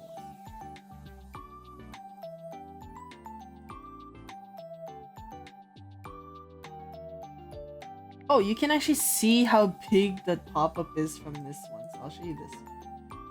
It is so tiny. Look at how tiny this pop-up is. It's literally this. You see that little like island? It's that tiny. That's literally the pop-up. And they were just like repeating the same like Chiikawa baby videos on the top, and that's the pop-up down there. And they had. It was nice. It was cute though, but it was very small. I thought it was gonna be a lot bigger than it was, but they had a bunch of plushies. I bought one of the lettuce ones, the lettuce baby Usagi, and then they also had. I didn't really take long videos. Something a common thing you'll see, but. I actually didn't buy the long, like, the laying ones, because I didn't really know what to do with them. But I kind of regret it, because I do think they suck. I don't know, it does the same face, though, so I don't know. Wait, who gave a gift sub? Wait, was it you? Who gave a gift sub? Who? Anyways, they also had my favorite, this one. The babies. They're so cute. Look how cute they are. I ended up buying. Oh, let me show you my merch for this one. My merch haul for Chiikawa Baby.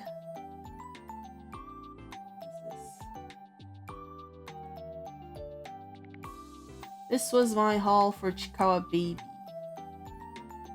I bought all Usagi.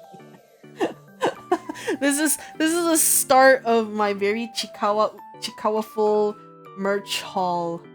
But yeah, I got the Chiikawa Usagis. Hi Mishi. Hi Grandma. It's been a while. Yeah, the duck one's so cute. So fucking cute. Hi, Naru. Wow, Naru, you're in time. After Chiikawa Baby is T1. But, the pouch, you see the pouch thing? That's actually gacha. And I actually bought two. And I actually got the two I wanted. I gave one to a friend because I know they really want it. Was a Momonga and Kani one. So I gave them that one. But I pulled the one I wanted, which was just the one with Usagi and Hachiwara in it. Oh, it's so cute. Look how cute they are. But yeah, this was my haul from the Chiikawa Baby pop-up in Busan. It was really funny because so right next to the I didn't take pictures or video of this, but right next to the Chiikawa Baby pop-up on the same floor, they had a Ichiban Kuji like official store. And what I liked about the Ichiban Kuji stores in Korea is they all do it off a kiosk. Like they do it off a kiosk because I guess it's like the official Ichiban Kuji store. But they do it off a kiosk and you can just pick the tickets off the kiosk and pull it. And so let me try finding the poster or the Kuji online and then I can show you guys the poster. But basically my friend ended up spending a lot on a JoJo one, but I'm kind of very like it was also really cheap. Like how cheap it is that if I were to get a Kuji in where I live, it's like $16 to $18 a ticket here, like where I'm at. The Kuji ticket in American money was $9. Was fucking $9 in Korea. So I was like very tempted, obviously, and I was very like, you know, I'm on a trip. I'm here to just throw money on the ground. I was like, what is stopping me? And so I originally was looking forward to, I was trying to find a Kuji for specifically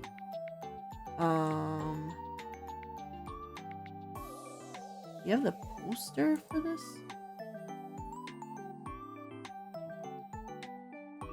I was looking for the Kuji for Jujutsu Kaisen because there's one recent one where it's from the Culling games and the last prize is, I think the last prize is, what's his name? Oh, I'm like, can't remember names all of a sudden. Oh, it was fucking Higuruma. The last prize was Higuruma, and it looked really cool. So I just wanted to see it, but apparently Korea scalped the shit out of these. Like they sold out these, and they scalped them so much that they just didn't have them in stock at all. So One Piece card game. $30 CAD? Sounds horrible. That sounds like a fraud. That sounds literally illegal. That sounds actually horrible. Let's see. Oh, here. I found the thing. Basically, there was a One Piece one with like, I don't even think I looked at the odds. I just straight up was like, oh, cool. Let me copy this.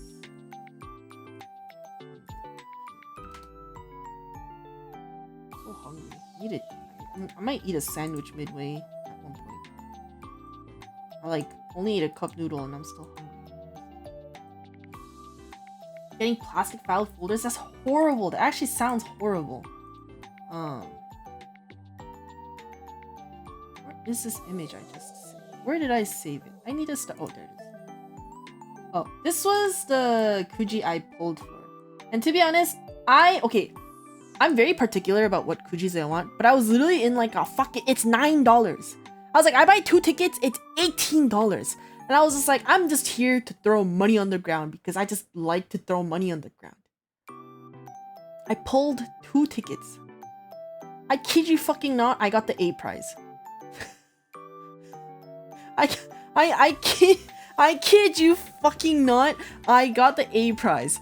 And I wasn't happy because this is the A prize is the fucking figure. And like, yes, it's a cool figure. I love Luffy. I have a lot of One Piece figures. It's great. It's great, but do you know how big this fucking...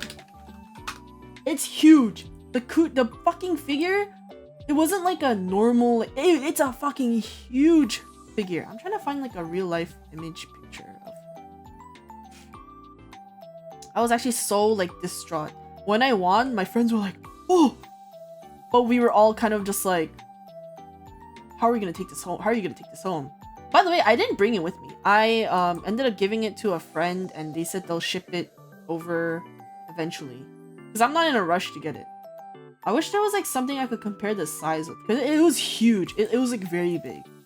And the thing is, originally I was like, oh, like maybe I could wrap it in... I was like, maybe I could wrap it in my luggage with a bunch of my clothes, but unfortunately, because of the design of the figure, like if it was just like a standing figure, I think it would have been easy. But because if I show you guys you guys see how like dramatic, there's a lot of like parts where it could I could see it breaking. Like, this is how it looks like when you take it out. And I was just like, oh, this one's not gonna be easy to put in my luggage, even if I wrap it in clothes and stuff. So I ended up just giving the box to my friend, and I was like, can you just ship it eventually? I'm not in a rush, just whenever. Yeah, I ended up winning that, and because of that, one of my friends ended up spending like $50 and ended up getting nothing. But I think it's because I won. They were like, oh my god, what if we win more? And then they ended up pulling, but they didn't get anything. And then after that, I have to show you guys something. Guys, this mall was like, this mall was crazy. It had a lot of different, a lot of things, like a lot of brands, a lot of like cool things. this is the funniest thing I saw in the mall was they had this fuck ass like.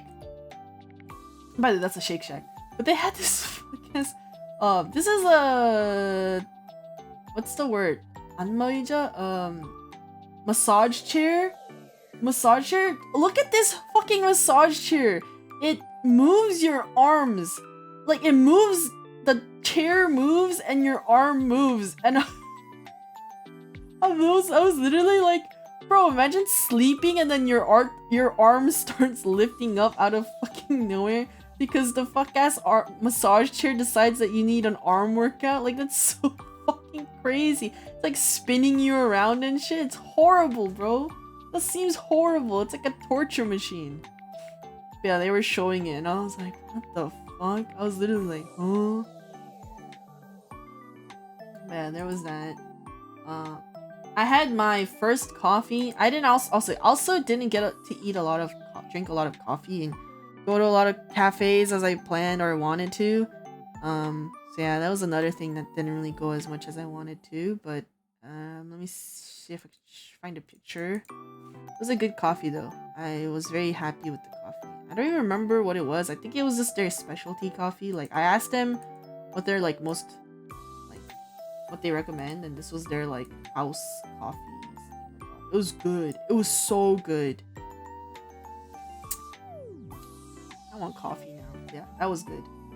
We had coffee, and then after coffee we headed to the T1 base camp in Busan. I know that the T1 base camp in Busan was more recently.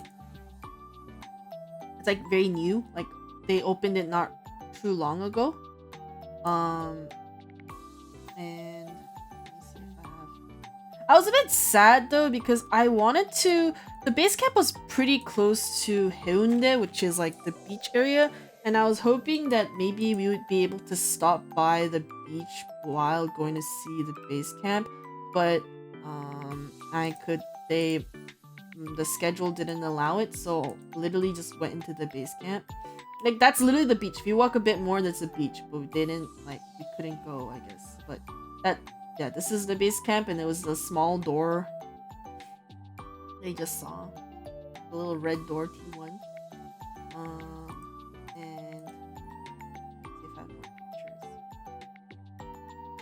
Oh, I'm hungry. When we went in, the first thing we saw was this like Faker birthday ad. Because I think we went literally a day after Faker's birthday.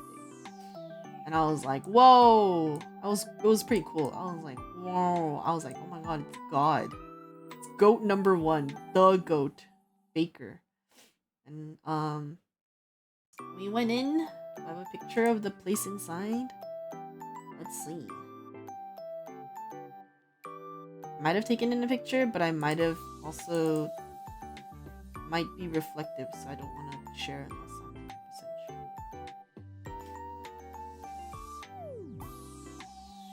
I have a funny story about the shop too. It was really funny.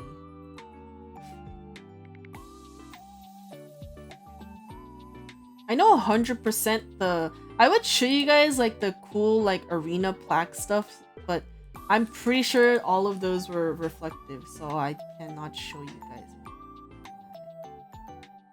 Let me just make sure and see.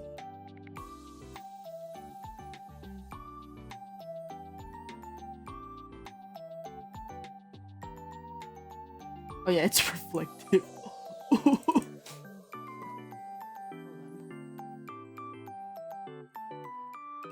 It was really funny because when I was filming the inside of the PC area, cause they had like the trophies and like some of the players like stuff around. I'm gonna mute it so you guys can't hear it, but there's this fuck ass kid in there that's like cursing in Korean. I was like, this fuck ass kid, bro. I was like, did he not go to school or something? And he's just like yelling curses. This is the inside of this is the bags. It was really nice. I mean, it was really fancy. The bags. Yeah, the bag looks nice. I'll send it to you later if I find it, Naru. But they had like miscellaneous stuff here. And then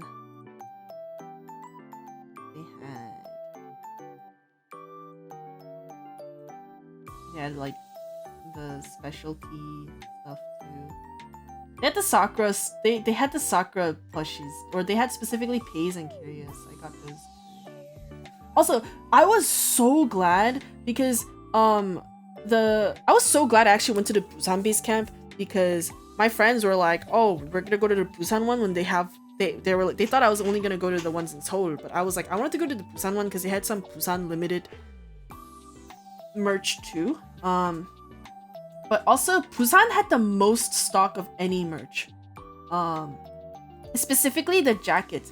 The jackets were sold out at all the other T1 stores. It was just this one that they had the jackets.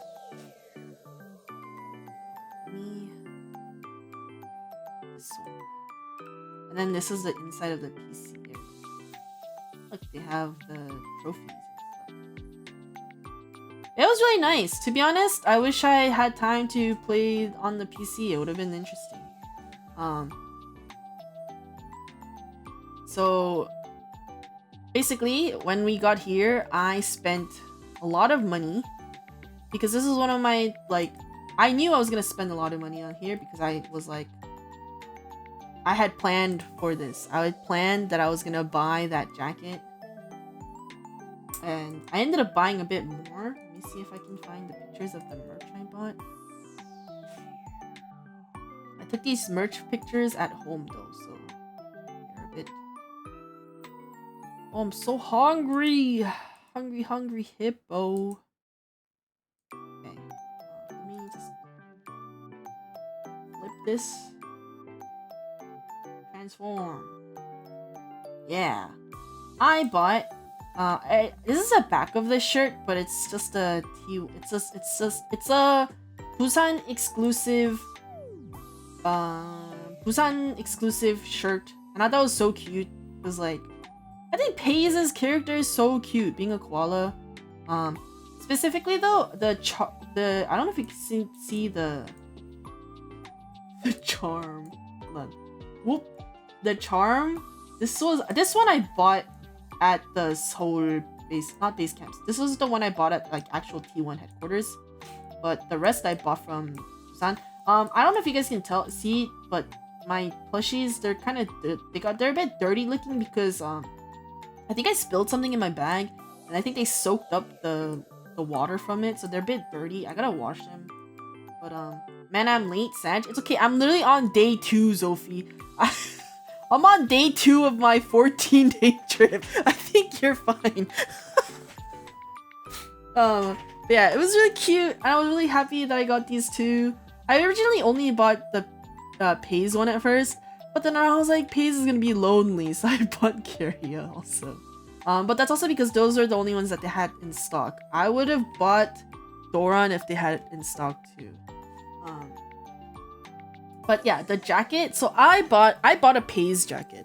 I really like Carrier, Faker, Doran, and Owner too. I've always been a T1 fan, but I think I've been more aggressively, much more of a T1 fan after Paze joined because I personally really like the way Paze plays, and I do like the way he plays with Carrier personally. Do you have them autographs? No, I did not see them in person. I went and bought their merch and that's it. But there's also a really funny story I have to share. Is so the jackets are in American money, they're like 100. Well, with the name tags, they're like when you put with the name, the player names, because you can buy the jacket without the names on the back, or you pay extra to get the names on the back. With the names, it's like 140. It's like 130 something plus tax, so it's like 140-ish, right? Which I think is honestly, for the quality of the jacket quality is so fucking good. Like, it's actually really fucking good. I think for the quality of the jacket, it is well worth the price. I think it is really worth the price. No, Paze is the koala, and Carrie is like a fucking dog or something. I think like some sort of Maltese looking ass white dog. Yeah, Paze is a koala because he likes koalas, but I think fans like him as a fox. But I like him as a koala. I think he suits a koala.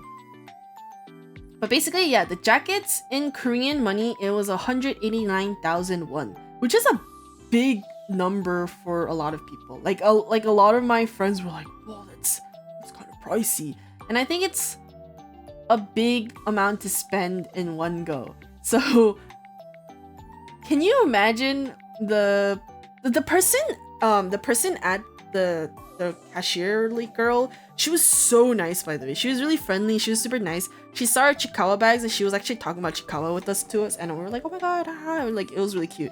But she was really nice, and since Naru's here, but Naru and Steve asked me to buy them a Faker.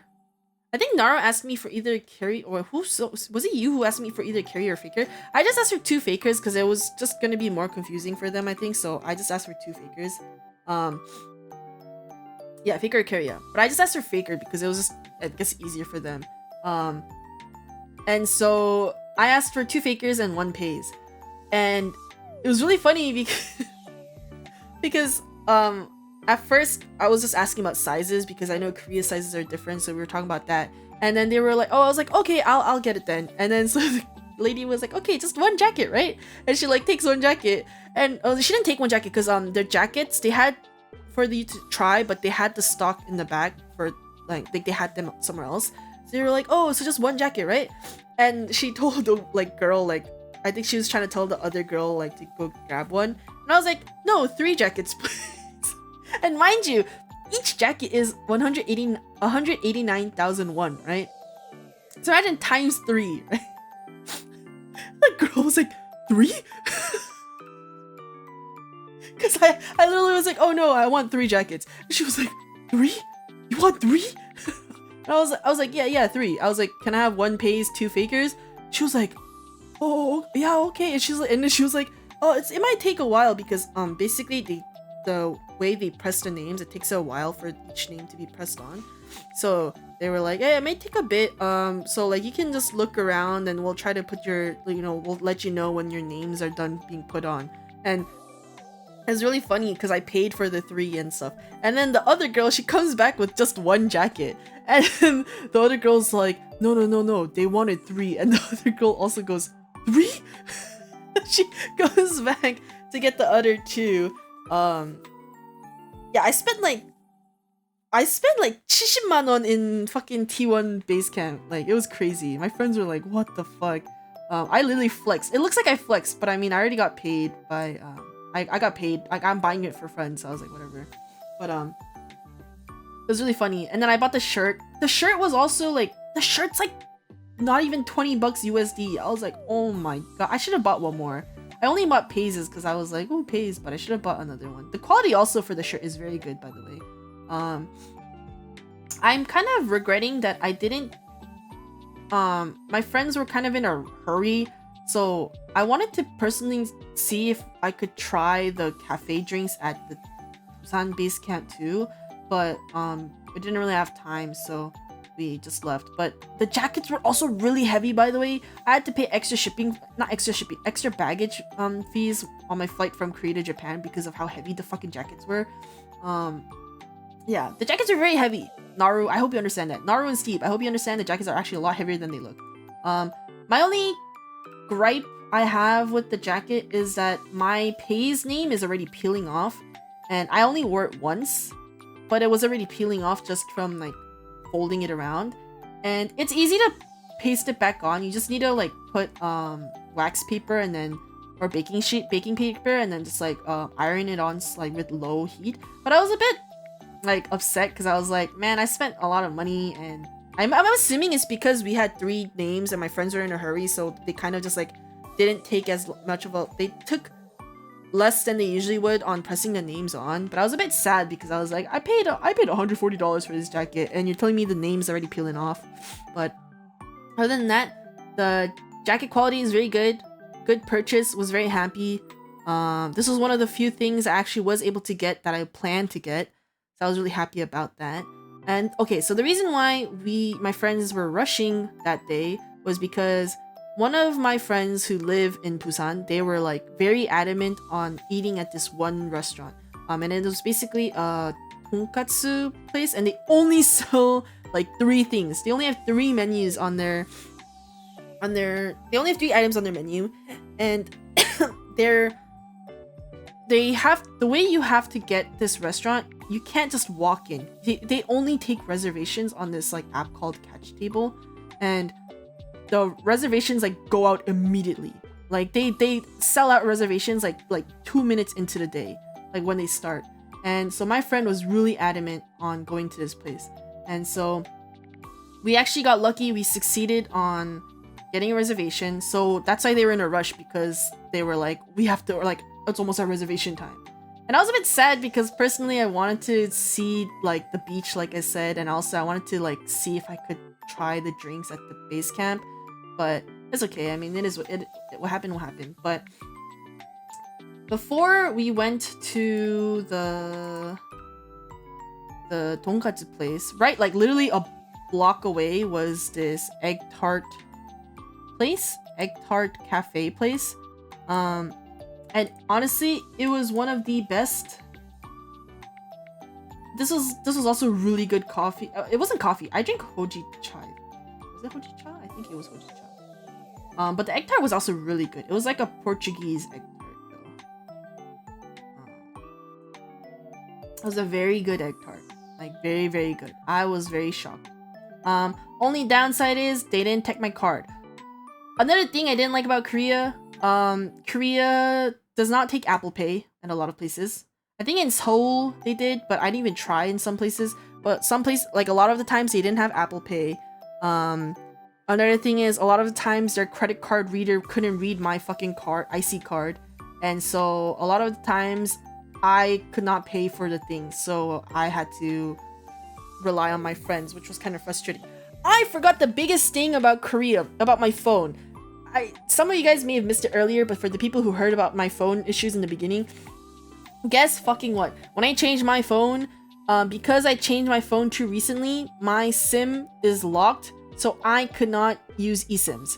And so I actually bought an eSIM, non-refundable eSIM, way before, and when I landed in Korea, I couldn't use it because my new phone could not accept eSIMs because it was locked, because it was so new.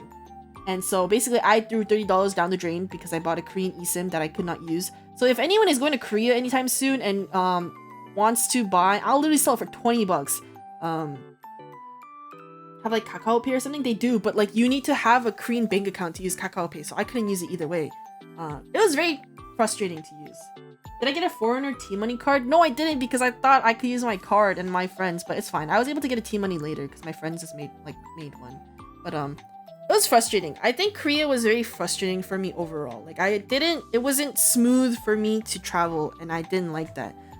Hi Giva. Hi Gigo. But yeah, the tarts were really good. I got like a hojicha cream latte thing. It was very good. Yeah, some Visa cards don't work either. It was really frustrating. Korea was just overall very frustrating to me. Like personally, I did not enjoy the trip as much as I wanted to. Like I was very frustrated overall with Korea. But yeah, Portuguese egg tarts were so good. The hojicha latte thing was very good. I took a picture of Kuza. It was very good. Would go again if I could. And then so we drank this because we were still kind of early for the appointment, and then the reservation, and then we like literally, it's like literally a block down. We walked, and it was in this very fancy looking ass, like it's like a very fancy looking place, and there was like people just like, there was so many people like waiting for their reservation. And basically we got in. Also, like on the catch table thing, you kind of already choose what you want out of the 3 things they had. So I don't remember what I chose. I'm gonna go look at the menu right now to see what I chose.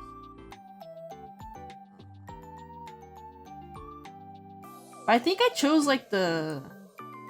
Let me look up. Let me look it up. What is it called again? Guys, I don't even remember what this Katsu place's name was. You know, I'm just gonna type in Busan Katsu. Posted Karage? No, that was some. Oh, it was Tonsho. It was good. It was very good. Tonsho, and I think it was a Berkshire Katsu. I got a Berkshire Katsu, and it was very good.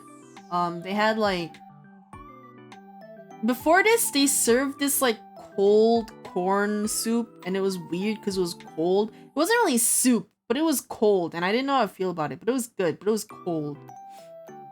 And then I don't show it, but at the top they have 3 sauces. So they had wasabi, and they had this like herb salt, and then they had, I don't remember. I think it was just, I don't remember. Oh, it was horseradish. It was like horseradish mustard. Yeah. So those are 3 sauces. I tried all of them. I think I like the wasabi the most. It was like actual wasabi. It was good. Yeah. This didn't look. I was like looking at this and I was like, I don't know if I'll get full from this. I ended up leaving like 2 of these over because it was actually very filling. No, the miso soup was warm, but they just served this weird cold corn thingamabob in the beginning, and it was weird because it was cold, and I'm used to like corn, anything being like warm, but it was alright. And I ended up eating this. It was good. And then I think after that we were really full, so we walked down the road. Do I have an image? Oh, I do have a video of this. Oh, I have a video of the restaurant inside.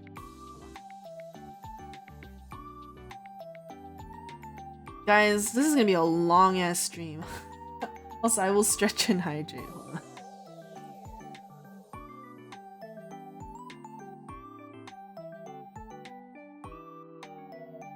But yeah, this is the inside of the place.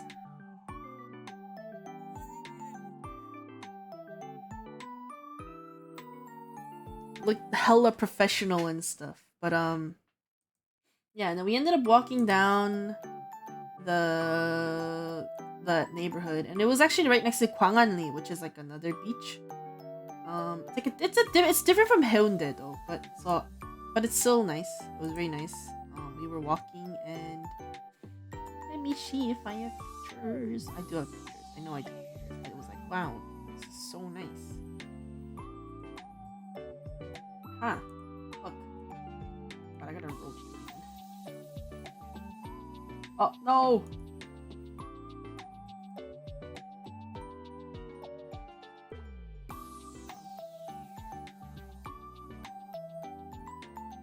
Wait, guys.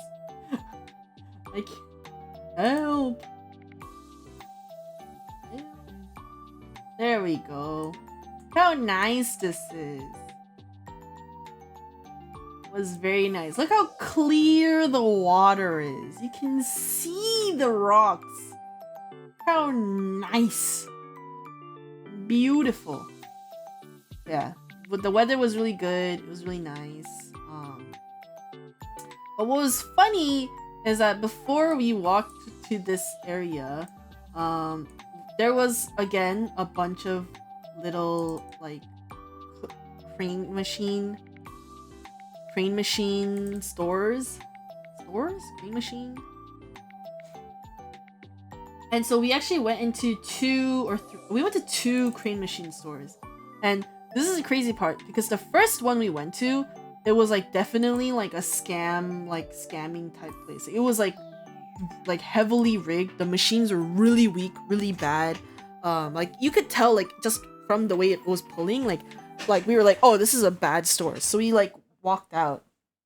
And then the second store we went to, I even remember the name of the fucking store because it was called 짱 오락실, which is like means like the best, like thumbs up, the best.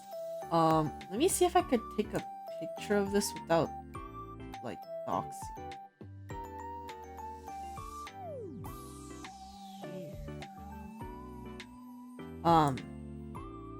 It was really funny though because we walked into this like this other crane machine store, and I want you to guess how many plushies we pulled. Because this place was the best crane machine thing I've ever been to. I was genuinely shocked. Okay, not that much. We didn't win that much. I think we won 7. I think we did win 7. They look small here, but it's the same. I've shared it before. I have the Usagi one at home. I shared it on Twitter. Let me check. It was so rigged that even I won one. Like, it was so, like, the fucking machine was so good that even I was like, you know, maybe I can try. And then I was able to get one. Actually, it wasn't all of this. We got like one of this and one of the other one too. Did I save this properly? I'm hungry, guys, but I'm not even done yapping. Fuck, I can't even eat. What is this? What is this Usagi? Where did I save this picture? Hello? Chat?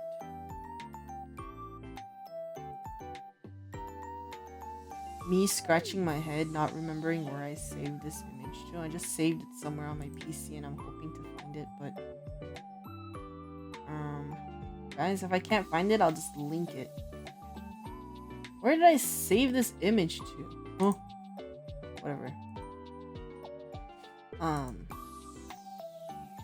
It was this Usagi though.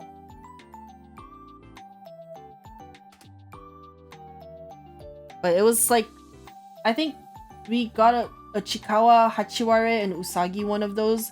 And then there was like another Chikawa line where it was like the Chikawa got 3 main with the flower crowns, and we got like 4 or 5 of those. And we won like 7 or 8 plushies, I think. And we felt so bad because we were like, are we gonna get kicked out from this store? Like, we were like, what the fuck? We won so many. Even I won one. I won the Usagi flower crown one, and I was like, what the fuck? But yeah, it was a nice crane machine one. One of the good ones out there that didn't try to scam us, I guess. And so we walked away very. It was really cheap too. It was like each try was 1,000 won, which was like 70 cents for me. So it was like super cheap for me too. So I was like, what the hell, bro? I think that was like the one good part about Korea. I was like, whoa. But I forgot to mention, but when the first day I landed in Korea, I was like, I told you guys I was really afraid of like using my credit card because I don't like being in awkward situations where like my credit card doesn't work and I'm just like staring at the cashier very awkwardly like, oh shit, never mind, I can't buy this. So I tried it with a friend, and it was really funny because I bought a bottle of water because I was thirsty, and the bottle of water in Korea is like it's Chilbeg one, I think, which is like, yeah, Chilbeg one, and like 700 won. I was able to buy it with my credit card. The funniest thing, it was fucking 50 something cents for a bottle of water. I was like, what? Because I get like a notification on my phone every time my card is used, because in case someone like steals my card. I got a notification for like 50 cents, and I was like, what the fuck is 50 cents? And I realized it was the water bottle. So I think that was the only, I guess, plus side of traveling in like Korea and Japan, is that the USD is just way too strong compared to the won and yen. Yeah. I think after that, we just went to the hotel and got food again. Let me see if I have another video I can show.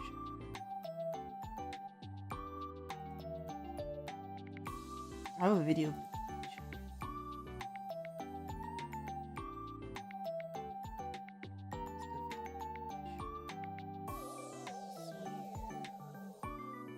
I have multiple videos of the beach. Which one do I share? When your card doesn't work? Dude, I hated that about Korea. I think, honestly, it was so bad that it stressed me out so much that it made me, like, not want to go to Korea again. Because I was just like, bro, my fuck-ass card doesn't work. I feel so, like,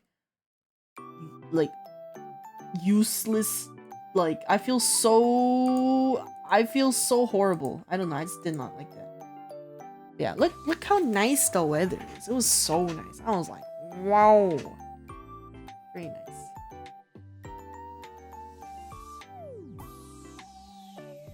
My card only doesn't work in one food place, but it's my favorite food place. That's what I hate. Like, it's just so frustrating. That's why convenience-wise, like, Korea was really frustrating. Also, oh my god, I forgot to talk about the other thing I did not like about Korea was the restroom. And I say this as in, like, in Korea, they have, like, in Korea, the restroom, it's like,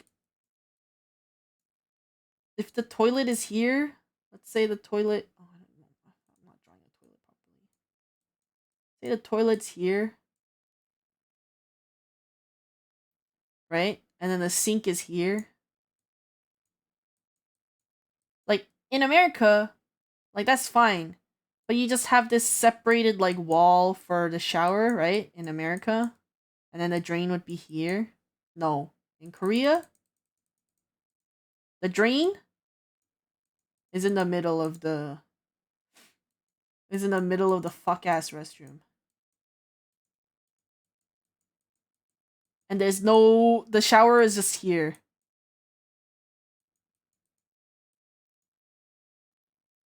And I did not like that because I just did not like it because it was a culture shock for me when I came to the US. For me, it was just the opposite because I know it existed, but I kind of forgot about it. And I just did not realize how much I hate my feet being wet when I'm trying to take a piss. Like, it was just so bad because, like, also the worst part is their ventilation system is not as good, or maybe it's just the the Airbnb and hotels I were at. The ventilation was so shit where if someone took a shower and you have the ventilation and the door open, like, it would still be humid and wet for a while. Yeah, I mean, I wear slippers, but, like, sometimes some people, they would wear the slippers with their wet ass feet, so the slippers are wet, and I didn't like it. It was just I didn't enjoy it. I did not enjoy the dampness, the wetness of the restroom every time I had to go pee or something. It was just, like, very humid, damp, and wet, and I didn't like it. I mean, I think it was cool in terms of, like, yeah, like, you get to just wash the floor in one go, but in practice, I just didn't like it. Um, and also, I did have a really bad skin allergy to Korea and Japan, and I think part of it was, like, the dampness, but also it was the sun UV, and my skin was actually, like, I was having really bad rashes, like, really bad allergy rash.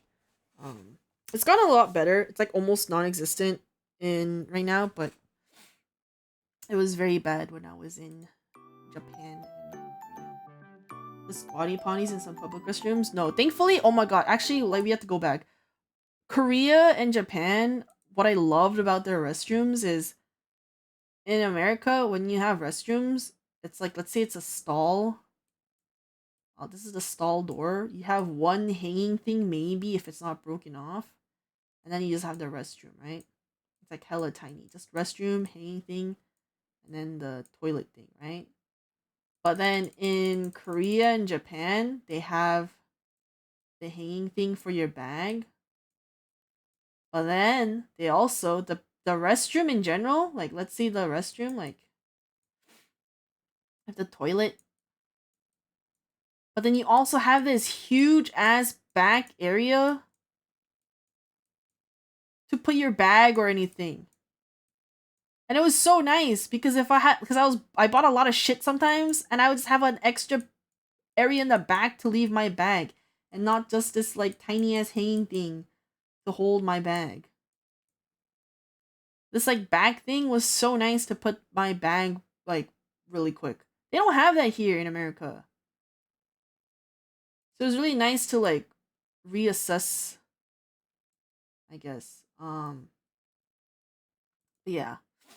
That was the restroom. What else? That day what happened? Oh yeah, no, we went to beach. And then we went home.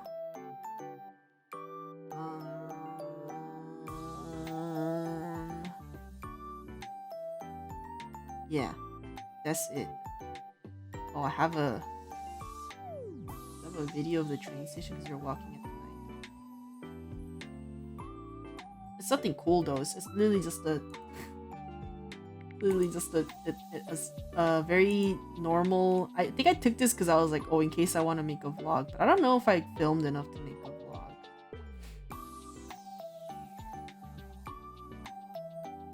It's just the train. Oh, this is the wrong video.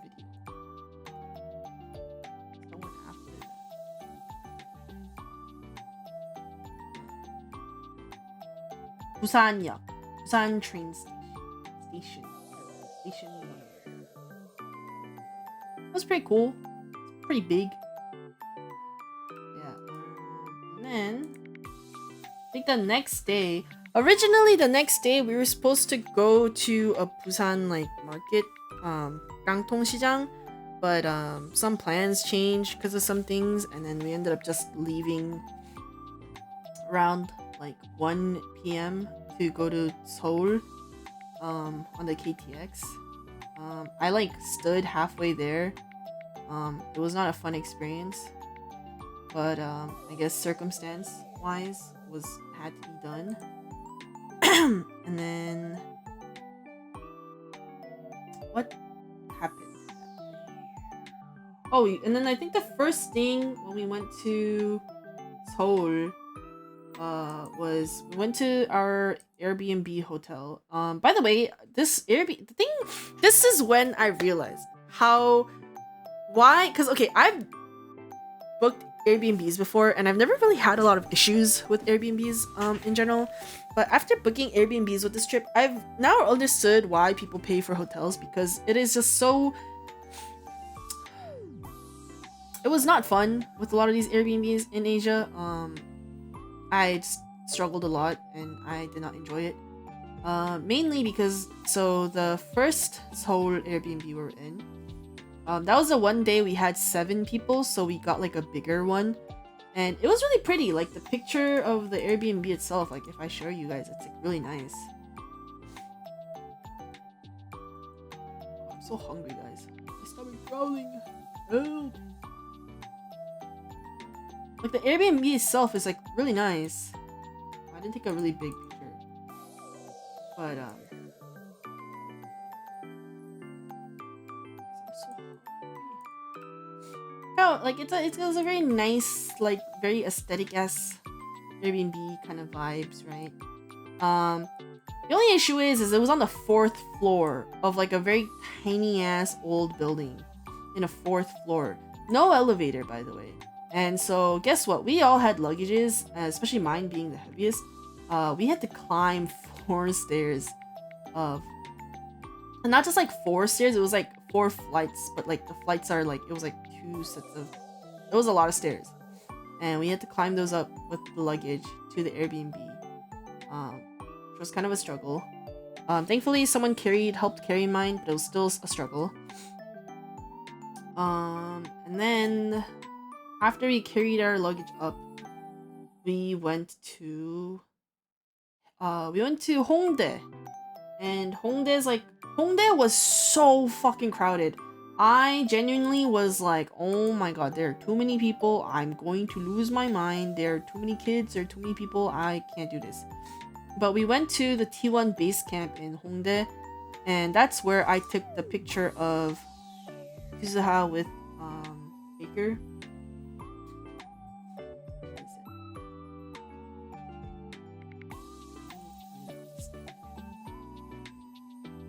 I'm so hungry. I'm hungry hippo. Oh, there it is. I found it. Oh,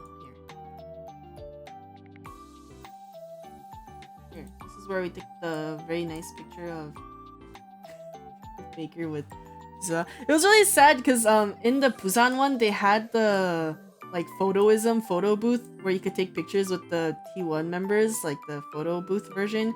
And I was like, I wanted to take a one with Faker and just use the Kuzuha doll, Maruto, to take pictures. But then they didn't take my fuck ass American cards, so I just didn't. I didn't take pictures. But this was my redemption. I was able to take a picture of Faker.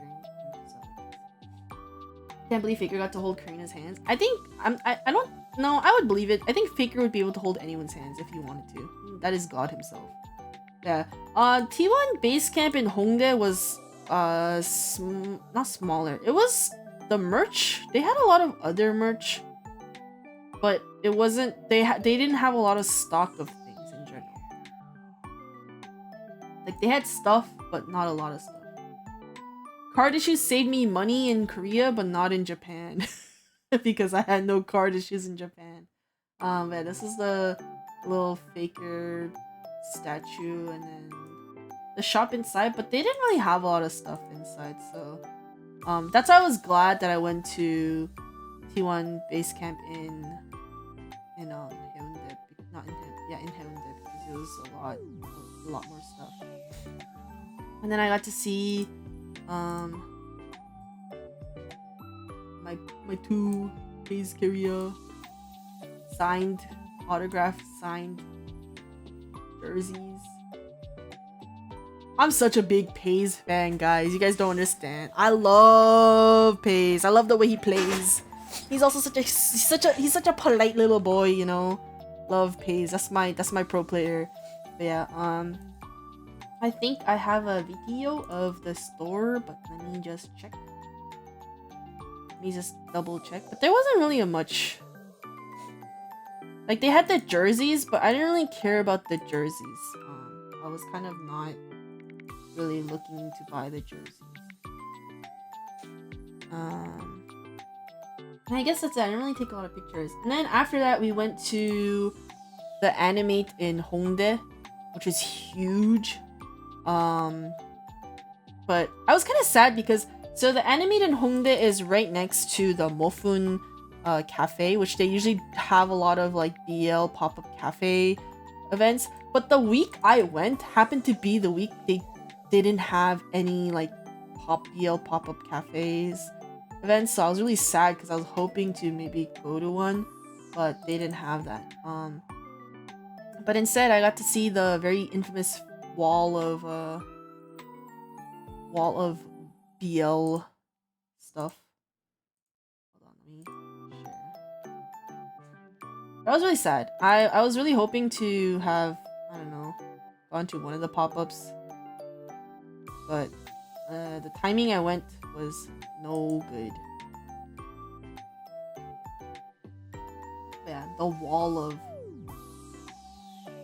all the... I like that one a lot. It's the Hunter Wants to Live Quietly. I actually know all of the names well now.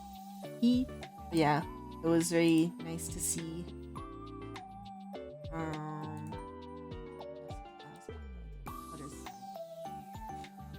It was really funny because you see the guy over here, the guy that's like looking at it, was like him and his friend were there, and they were like, whoa, is this BL? And they were like, oh yeah, BL's so popular. And I was actually surprised. I thought they'd be like really like, ew, BL, but they were like, oh cool, BL.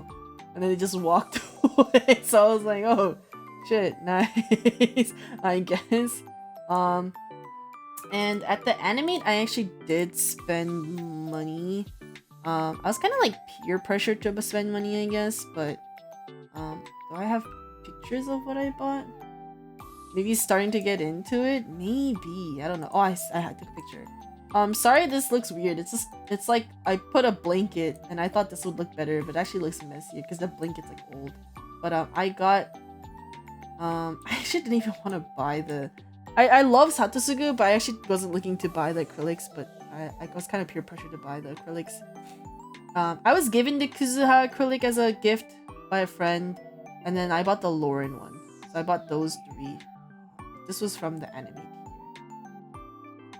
And then after that, there was like a little gachapon. Like there was a bunch of gachapon stuff. We were going through the gachapon stuff, and there was a Kagurabachi gachapon thing, and I ended up spending like $25 on this shit because I wanted Chihiro and oh god, why can't I remember names right now? Sorry, it's not that I'm a fake fan, it's just that my brain is too tiny right now. My brain is too tiny.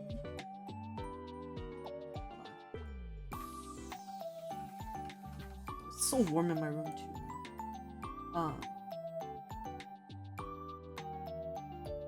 Yeah, it's fucking Hakuri. I wanted Hakuri and Chihiro, but so I pulled Chihiro first, and then I pulled Shiba, and then I pulled Soga, and I don't like this guy's the one in black is a villain, by the way, that dies really early in the manga. Was like basically a character that's like I think there's no point in, and I was so mad because I was like, fuck ass character. I had to give they had to put merch of him because he's like the earliest villain, and they put it, and I got him, and I was so mad because I don't know what to do with this. Like, do I throw it away? And I feel bad about throwing shit like this away, but I don't want him. I don't care about him. And then I pulled another Cheeto, and then I finally pulled a Hakuri, so I was like content because I just wanted Cheeto and Hakuri, but I guess I have Cheeto and Shiba now too. But okay. But yeah, I spent about 5, and then that day we ordered food. I will say we ordered food for a lot of the times, which I'm not a big fan of ordering food.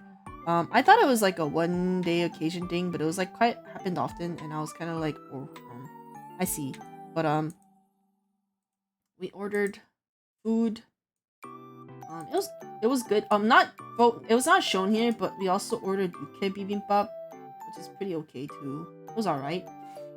And then there was the chang techchang, which was good, but it was just like I would rather eat it fresh and not ordered. And the chicken was okay too. And they got me a burger because they wanted me to try it, but it was like a bulgogi burger. It was alright. It was sweet. It was alright. I will say Korea, I had an issue. A lot of food in Korea was sweet. And I wasn't like, I was kind of like, about it.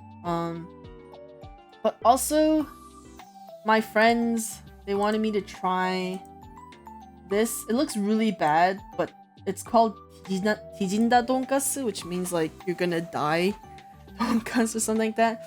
And basically the sauce is like, it's spicier than buldak, but not good yummy. Like it tastes like it was spicy, but I was able to eat it. But it's just more like it was very not tasty. It wasn't fun either because it was just like capsaicin. Like it was like you know how buldak tastes like chemically. This tastes even more like this is like basically just they got all the chemical capsaicin they could and they just put it into a sauce, and so it wasn't really tasty. I would say. Like it was spicy though, but it wasn't tasty. But I can say that I ate this and I survived, and I was able to. I was like, I mean, it was hot, but I didn't like cry or anything. I was just like, oh, okay. I also brought some American snacks to give to my friends. So I brought hot Cheetos, like the red hot Cheetos. And then I also brought some Girl Scout cookies, and I brought some Reese's cups. And also brought Takis, and they all really liked it, but they were all so shocked by hot Cheetos, by the way, because they were like, whoa, it's red, and I was like, red 40, my good old friend. I just think it's so funny because we're so used to that fucking artificial red, but then like in Korea this is the first time they've seen that shit, and they were just like, whoa, they were like, what is this? They really liked Girl Scout cookies. I think they all really liked Thin Mints, which I was really happy about because that's my favorite. I love Thin Mints. They liked the Reese's Cups, but the Reese's Cups are really sweet. I mean, they're supposed to be sweet, but they're like really sweet, you know. And Takis, I think they were really thrown off by Takis, but some of them were like, oh, it's kind of addicting, but it's very like it threw them off. And yeah, and then what else happened that day? Nothing, because we went to sleep. Went to sleep because the next day we had to go to Everland. But since that day we were going to change our Airbnbs, we actually packed most of our bags that night and walked to the train station because we were close to Seoul train station. So we walked to the Seoul train station and we just put our bags in like a locker for the day, and then we walked back to the Airbnb because we were just gonna we were gonna go pick up the bags the next day after we came from the amusement park. But I do have a really funny random story. I haven't like given my friends names because I mean I think there's no point in giving my friends names, because it's like people you guys wouldn't know anyways. But it was really funny because like the room situation for the Airbnb was like this was the living room I showed you guys earlier, like the sofa, and then there's like a kitchen area here. But there's like two beds here. And this was like a two bed situation, and then this one was like a bunk bed situation. And then there's another room on this side. I slept in this room, on the other side. And then the restrooms on the other side too. But that's not the important part. But basically, I stayed up late to do my dailies. So I wasn't able to do all my dailies in the week, but I tried to do my dailies every night. Because in the day I would be going out. And so I was doing my dailies until like 2, 3 a.m. I think that day. And then I walked out because I wanted to go get a drink of water before I slept. I walked out. And so the two guys were in this room, and I think one of them already fell asleep, and the other one, I thought he was sleeping too. But when I walked out, and so this is my view of like when I walk out, this is the couch. This is the couch area. It's like a low couch, and then there's like a table here. And this is like where the window stuff was. It was really nice. It was really pretty, like a big window and stuff. And so I go out. I go out here. And I see one of them just standing there. But the way he's standing, hold on. My fiance's super Viet mom and dad love candy corn. That's what I'm saying. Gosh, man, I should have brought candy corn too. I actually do like candy corn, but not like often. But this is meme image that I think if you like cat memes, you guys know which one. But is this image of a cat standing that I think is really funny. Where is it? Shit, where did I save these pictures? Where am I saving these pictures in? Do you guys know? Oh, I know. I found it. I walk out and like this guy, he's just like it's like, by the way, this is 3 in the morning. Everyone else is asleep. And I expected to come out and the fucking like living room to be empty. And I walk out and one of the guys is just standing in the middle of the fucking, like, he's standing like right here in the middle of the Airbnb, but he's standing in the same position as the fuck ass. Oh, I'm blocking as the fuck ass. Like he's standing like this, just looking in the. It's dark, by the way. The lights are off. He's looking into the street, the empty street of Seoul, just standing there by himself. And I'm like, "Are you not going to sleep?" And he was like, "Yeah." He's like, and I think it's because the other person was snoring and they couldn't get used to the snores, so they came out, and I think they ended up sleeping on the sofa. I actually don't know, but I just thought it was really funny because it's like me walking out at 3 a.m. expecting everyone to be dead asleep, and I just see some guy standing like the fuck ass cat like in the corner of the room, like not in the corner. It was in smack dab in the middle of this in the living room, just like standing like that. And I was like, what the fuck? Um, that was really funny. But yeah, after that, went to sleep, woke up, and we were on our way to Everland, which is a Korean amusement park. Guys, it's been almost 3 hours and I'm not done with Korea. The fuck? Help! Guys, what if I just actually after this after Everland I don't really have much to talk about. But no, actually I do. I'm a liar. So went to Everland, and Everland is like an hour away from Seoul Station, I believe. And honestly, I have some complaints, but I don't at the same time. The only complaint I have was more of like, I think I truly realized the difference of like, because I've only really been to like really big amusement parks, like Disney or something, and Disney or Universal, and I realized that there is a huge importance in the way you brand yourself as an amusement park, because the amusement park in Everland was nice, but it's just that it didn't have that same kind of like very like magical feel of like being in a different like, I don't want to say universe, but in like a different area, like I don't know how to describe it. Like it was nice, but it wasn't like, I didn't feel like, whoa, I'm in a different world kind of thing, which I feel like Disney sells really well, or like Universal does too. I think it's just that they lack a lot of branding, I think is it. Like even the mascot, like I don't remember the mascots. Yeah, this was like the entrance area, and we took a shuttle bus there. Entrance area. Hold on, let me drink water.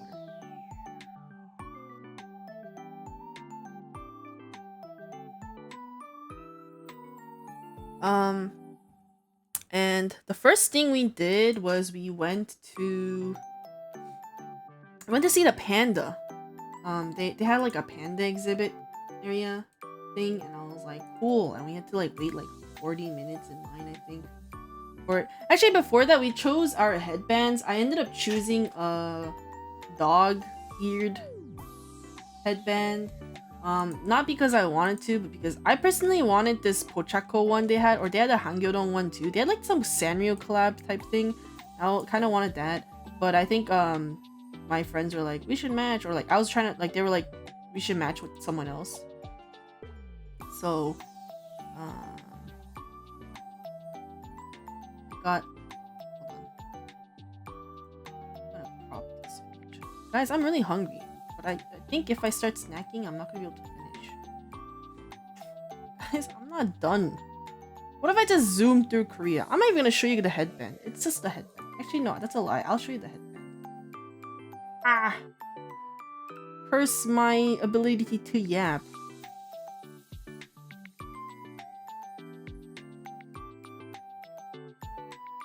Got two things at Everland, and it was the headband and this stupid ass panda like doll carry thing that I was kind of like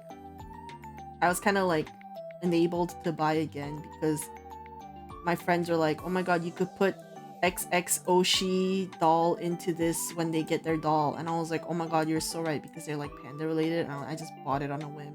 But yeah. I kind of just bought it on a whim. I literally have no other words, but that's the headband I wore. It was a dog one. Because someone else got the other dog one. It was like a brown white one. I don't remember. It was, anyways, some other dog form one. We got headbands. We went to go see the panda. We saw one panda, I believe. There's like one panda, and it was really funny because all he did was eat. That's all he did. He like walked out and he just started chomping. On it. Let me see if there was red panda there too, but it was very sleepy or shy.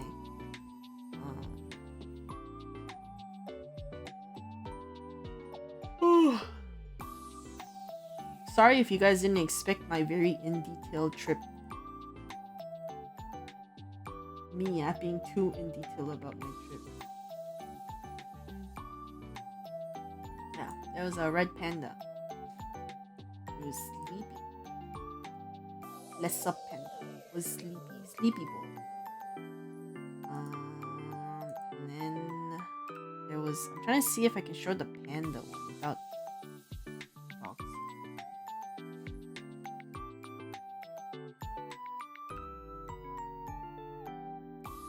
And the first angle I have of this panda is not good because it just sits on the side.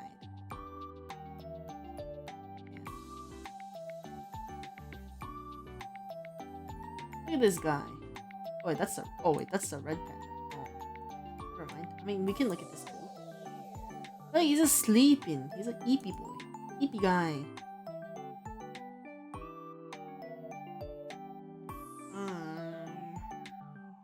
This one. Look at this guy. Look at this panda. He just walks out.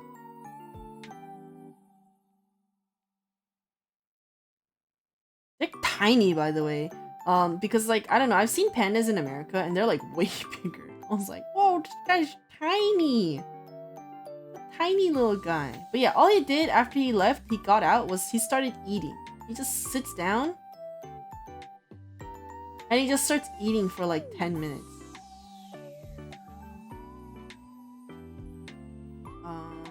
Let me see if I want to go find another angle of it.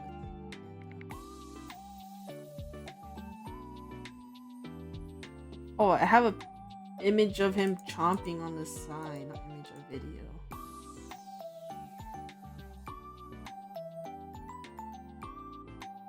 Look at him. Look at him, he's like nom, nom, nom, nom. Nom, nom. He's just sitting there. And then after that we walked. Oh, we walked.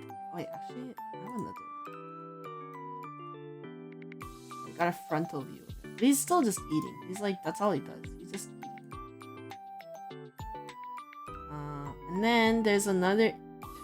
There was like another area outside where there was another red panda that came out. But this guy, all he would do, he'd make loops. He'd come out. And we'd be like, oh, cool. And then he'd go straight back in. He did this like 3 times. This is the only time I caught it on camera. he goes straight back in. And we were like, bye bye. And then after that, we went to go see. I think we went to go see a lot of animals. I think the reason why we chose Everland was because a lot of people in the group could not ride roller coasters. Because they were scared. For me, it's not that I'm scared, it's more like I have nausea with riding things, so that's why I didn't ride it. There was a tiger, but I can't show you because the mirror. Actually, no, I can show you a tiger. Maybe it's okay. Maybe it doesn't reflect as much. Look, tiger. The tiger was also very small. I think just Korea, they were like a lot smaller. I don't know why. Just tiger. There's also penguins, but the penguin one. Oh my god, there's this really funny seal I have to show you guys. Seal? Sea lion? Dude, this seal had me fucking cracking up. Like, me and my friends are cracking up because there were 2 seals in the area, in the exhibit I think, question mark. And it was really funny because they're the very clear opposites of each other. So this guy, all he does, you can tell, he's like puts out his nose to breathe and he goes back in. And meanwhile the other one's like swimming around and moving. But this guy, all he does is he just like. Well, meanwhile this guy's like swimming around, you know, getting air, swimming. Having the time of his life. And then the other one, when we pan back to it, Look how graceful. And then the other one.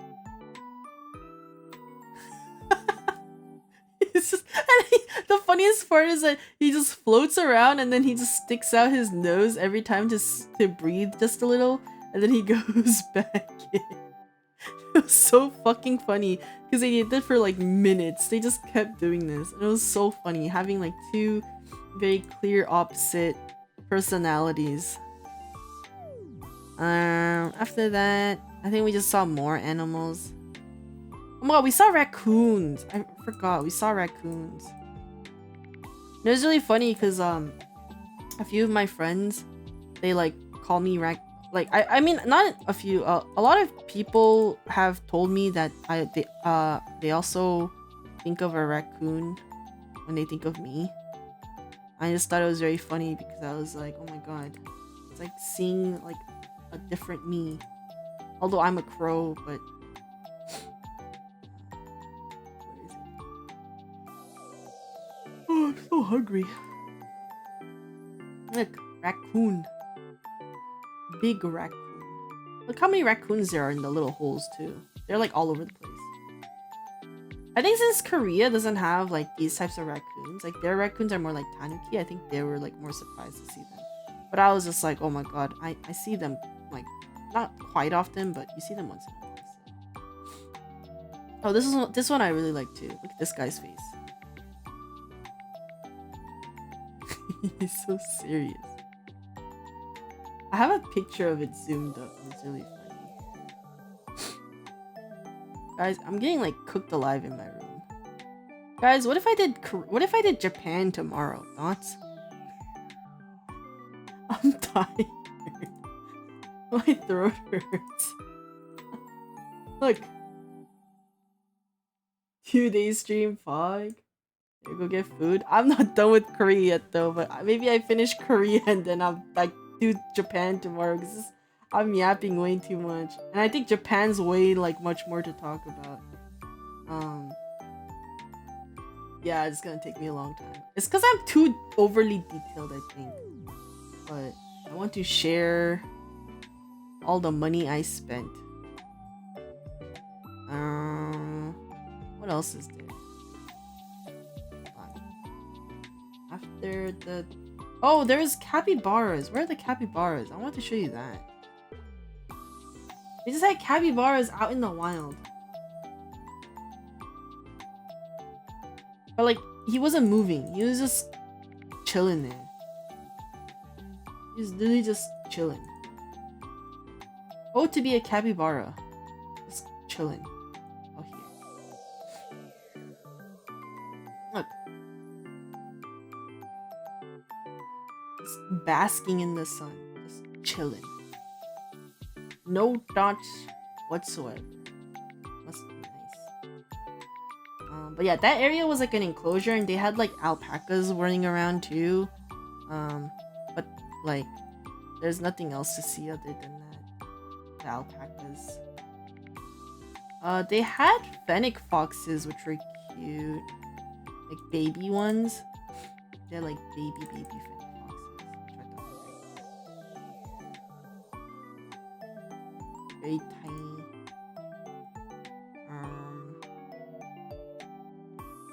Oh yeah. Oh, it's hot in my room. I'm being cooked alive. Look. A baby. Look how tiny they are. So tiny. Look at this little guy, little dude. How tiny he is. It's like a baby. No, it's actually a baby. They're still tiny. And then we went on a ride. I think it was like a ghost hunting shooting. It was just a shooting game one. And we split up into, it was just only 6 people to at the amusement park, and we split into 3-3, and then we decided losing team would buy churros for the other team. We lost. I think my gun was bugged. I don't think it was shooting half the time. Because I was spamming the shit out of it, but I don't know. Maybe I just suck. I don't know. Apex skills failed you? Maybe I'm just like gaslighting myself and being like, yeah, the gun sucked, but maybe I just suck. But yeah, we did that, and then went to stop by a cafe to get a drink. And then we ate food.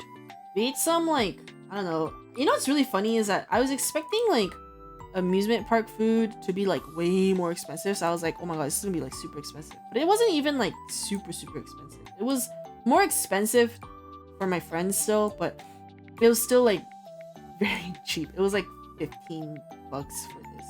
And it was kimchi jjigae with rice. It was good, but my only issue was that again it was really sweet. I don't know, Korean food was just really sweet, and I didn't like that a lot of the food was sweet. I like sweet things, like not super like I like sweet things, but I do enjoy sweet things. But when I'm eating savory food, I expect it to be savory. So I didn't really like that like my savory food was sweet too. But yeah, it was still good. But yeah, it was like 15 bucks, which my friends were like, oh wow, it's kind of pricey. But I was like, wow, this is cheap. 15? I think it was less than 15 to be honest, actually. But and then after that, we went on this kiddie ride. And it's really funny because it's literally so funny because by the way, Everland, we were really lucky because my friends are really worried that we were gonna have gone during when because technically we went like literally the day after Children's Day, right? Where there's like a lot of kids around. But surprisingly, we actually got lucky because we went on a Sunday too, so I was really worried like shit, we're gonna have so many kids around us. But actually it wasn't as bad. There weren't as many kids, a lot of families. It was like decently more of the emptier times. They had a 3,000-year-old crow near kids. Bro, I was supervised, okay? Listen. But yeah, Korea food has become sweeter. But I didn't care about the kids either way, so but it was really funny is we got online for this like it was really pretty. It's like a little like flower area. No, it's like a like nice little colorful houses, flower area. It was actually really funny because I don't know if I took a picture. I don't think I have a picture of it, but there was a Wua. There were people cosplaying the Wua Rover, both male and female, and then Luke, Professor Luke was there. And my friends and I were like, is that Wua? We were like, whoa. And they were just cosplaying out here in the flower area. It was really interesting. But basically we were waiting in line for this fuck ass little like tiny train. This train ride thing. And it was really funny because it's actually in the video I just watched it. It looks a lot slower, but it was actually like faster than I thought it'd be on the thing. But yeah, it basically just does like a big loop around the area. Yeah, it was very cute, but it was really funny because all of the only people on this ride were kids. And when I mean kids, I don't mean like 7-year-old, 8-year-olds. I mean like 3-year-old, 5-year-old kids. We were just going around. Me and 5 other VTuber, KR VTubers were just going around. Yeah, see, I'm still a kid at heart, guys. I'm 3,000, but I've not lived. This is my first time living life, especially on Earth. And then after that, I think we were like kind of. It was like almost towards the end of the day. Oh my god, there's this one shop. I shared it in the Discord. There's this one shop that had a fuck ton of capybara stuff. Dude, this shit made me lose my mind. Let me see if I can locate this. I actually was so tempted to buy this. I kid you fucking not. Look at it! Look! It fucking flaps its wings. I was so tempted to buy it, but I didn't.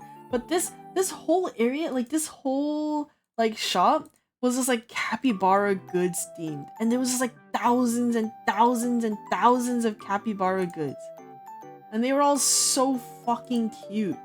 Look, it was so cute. I sent it to Wei, and I was like, Wei, what if I bought you something? And then he was like, don't do that. And I was like, it's so cute. Like, they had a capybara hamburger.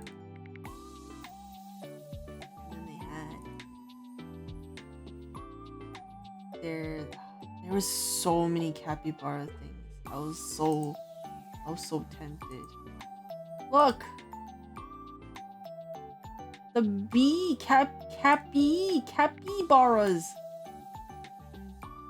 Cute, so cute. Also, I was stretching.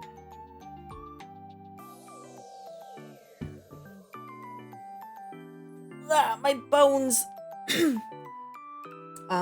Yeah, it was very cute. I was tempted to buy something, but I didn't because I didn't want to carry it back. And then after that, we were like, okay, maybe it's time to go. But then I was kind of like, man, I kind of want to ride like a ride, you know? Like, I want to feel like I was at an amusement park. So we were like going around. They had like a safer version of, what's that ride on Six Flags? El Toro? El something? I don't remember what it's called. But, they had like a bootlegged version of that.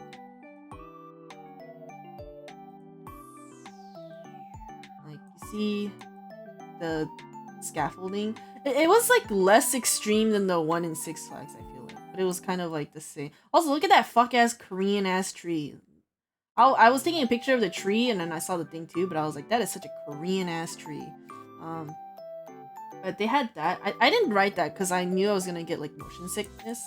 But I think 2 of the people I went with did write it, and they had fun. But I didn't take a picture of what we rode. Did I take a video of what we rode? Let me see. Because we rode this. This again, I think was also like more kids were in line for it. But there was this one ride where it went backwards. Like, the ride would go backwards. So you would go, like, you would move in the opposite direction. And the mountain, that's what I'm saying. Korea and their mountains, man. I guess I don't have a video of the ride.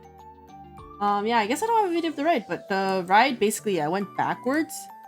And it was actually a lot faster than I thought it'd be. And I was actually surprised that kids were able to ride this. I didn't get motion sick, but I was kind of like, oh, this shit is kind of fast. But it was fun. We rode that, and then after that we were like done. I bought the churros, by the way, for them. I bought the churros. It was really cheap. I didn't really care. Also, it was really funny because Korea has this like flavor of like a icy kind of drink. But it's literally just called, the flavor is just called soda. And it's like blue. And I was really confused because the flavor is just called soda. And I was like, huh? I was like, what do you mean the flavor is called soda? Like, soda is like a type of drink, but it's not, I don't know. I was kind of like, head scratch. But either way, yeah, that was the end of Everland. It seemed short, but we walked around a lot and did a lot. I think I ended up walking like 25k steps that day. But yeah. And then after that, we were leaving, so I took a video of us leaving the. Oh, why is it this way?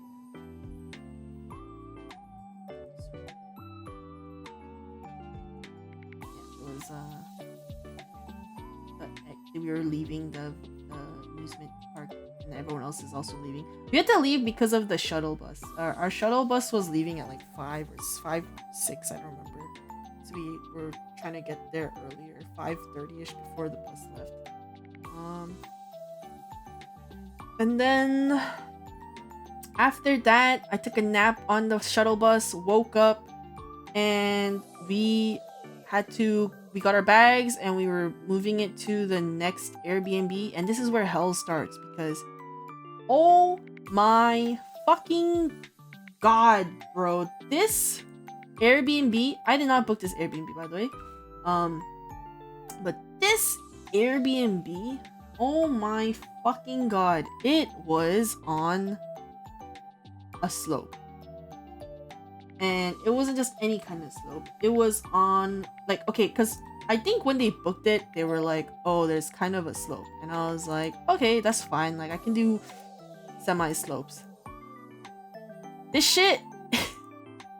Okay, I have a video of it.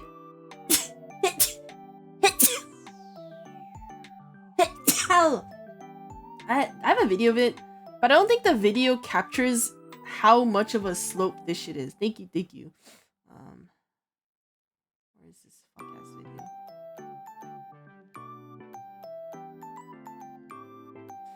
Okay, no, that's Japan. Where is my video? Oh, I see. I don't think this is already a slope, by the way. This is like the easy slope. And then once you get to the easy slope, there's another fuck ass slope. And then so like, okay, if it's just me, myself, going up, it's hard, but I can do it. Doable. But can you imagine carrying a 25 kilo bag, dragging it up this fuck ass steep slope? Like, it doesn't look as steep, but like, trust me, it's fucking steep. And then we go up this and we're like, oh, okay, we're surely almost there, right? No. Boom. More slope, more stairs. I wanted to kill myself. I was literally when we went to this Airbnb, I was so pissed. I was so angry. Crows on the slope instead of kids. Hell, I would take kids on the slope. That's a banger series, by the way. It had one bag instead of two. Yeah, but it was so heavy. It was so heavy, and I was literally like dying, and we had to drag it up, and I was literally like dying. And by the way, the Airbnb, I didn't like this Airbnb also. It was like hella cramped and hella crowded. I didn't like it. The restroom was like hella like I didn't like it. I did not enjoy it. But yeah, this slope, I will forever put it here because I was suffering. This really made me like, okay, yeah, you know what? Next time, if I even do go to Korea, I'm gonna book a hotel. I don't care how much this Airbnb, like, yeah, because of the Airbnb, because it was mostly Airbnbs and sharing with people, it was cheap. But for the sake of my mental health and for my, I'm on a trip. I'm not here to struggle. I will pay extra to be in a hotel next time, because this is not an experience that I need to do. I cannot imagine living like this. I cannot imagine being someone who lives on these steps, because my god, bro, like, it was horrible. And I'm not unfit. It was bad. It was bad. I didn't enjoy it. It was bad. It was horrible. But yeah, basically, imagine going to the amusement park, dragging my bag all the way up there, and you know what we did? We didn't stay in the Airbnb. We went to fucking Chiikawa shop, the Chiikawa shop, not pop-up. Korea has one official Chiikawa store, and we went there at like 7 p.m. Which was like good because I wanted to go, but they didn't even have the limited, like, because I wanted to go originally because they're supposed to have the Korea limited goods, which is the Chiikawa and Usagi and Hachiwara in the hanbok, but they actually sold out of those, so they didn't even have those. But if I'm going with 4+ friends and Airbnb, otherwise hotel. Yeah, but I also realized I don't like sleeping with random people or like people I'm not super close with, or like I realize I just need my private space. I realized, so I think hotel will work next time. Unless it's Emmy. If it's Emmy Mama, we can Airbnb, do whatever. I don't give a fuck. But yeah, we went to Chiikawa store in Korea. And it was a very nice trek to the store. Let me not dox myself or other people. Guys, I thought I was almost done with Korea. I have one more day after this, and then oh my god, yeah, I can't. Let's do Japan tomorrow, guys. Or I will die. I'm sorry, I'm an over-explainer. I'm a detailed recapper that over-explained too much information. Sorry. Like, it's so cute. They had little, like, it looked like a little store, and then I took a picture of Usagi because Usagi's my goat. There were a lot of people, like, actually, and I was like, whoa, whoa. Sunday night and there are people, whoa. And then, do I have a video? Oh, I have a picture of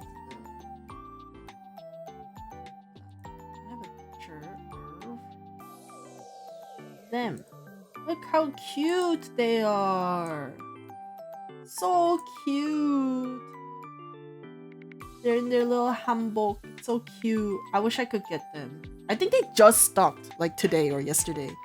I'm sad because I'm not there right now, so I can't even go get them. But yeah, very cute. I bought things I bought at the Chikawa store in Korea were. Let me see if I have any other pictures before I show you what I bought. Nope, I don't. I'm gonna go find what I bought. Oh, here. Actually, this is a lie. I actually added some extra stuff, but I only really bought 3 things, which was the idol one and the really big the 3 that are in the same row. Those are the only 3 I bought at the actual Chikawa store in Korea. And the one on top, the raincoat one, that one I bought at Busan at a Miniso, at the same place where I bought, not the same place, but at the same mall where I bought the Chikawa baby pop-up. And then the lop-eared one is I bought in Japan, but I took the picture of my Japan goods already, so I was too lazy, so I put this in here too. But I bought the lop-eared one in Japan. I don't remember if I think I bought that at Kittyland, but yeah. The 3 in the middle are the ones I bought in Korea. And yeah. This is where my Usagi, yeah, you can tell my Usagi. I should go take a picture of all the Usagi stuff I bought together, like all together later. But it's the start of my Usagi greed. And then that day we also again ordered dinner. Pretty much common trend, but it was actually good because I was able to order what I wanted to eat, which was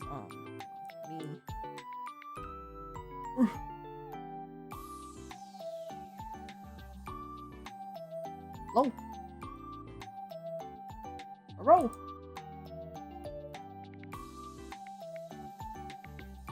Oh, my image.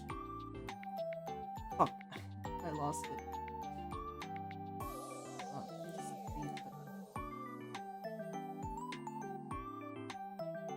I was able to try Yupduk. But specifically because we have a Yupduk here, but it tastes like ass. It's actually really bad. But I was able to try the Yupduk that I wanted to try. Dog, where is this shit?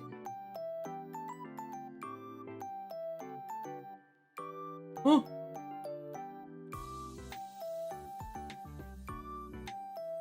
Guys?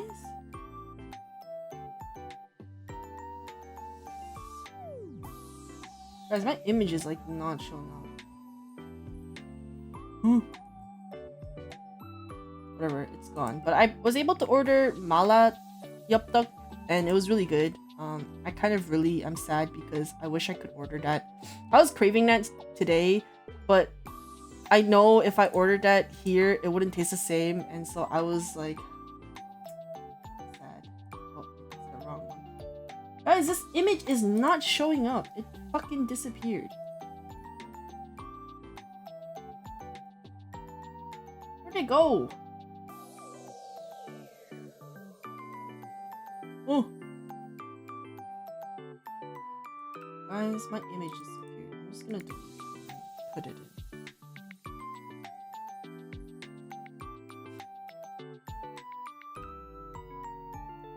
And then we also ordered the very extra Baskin Robin 27 cubes cake because someone.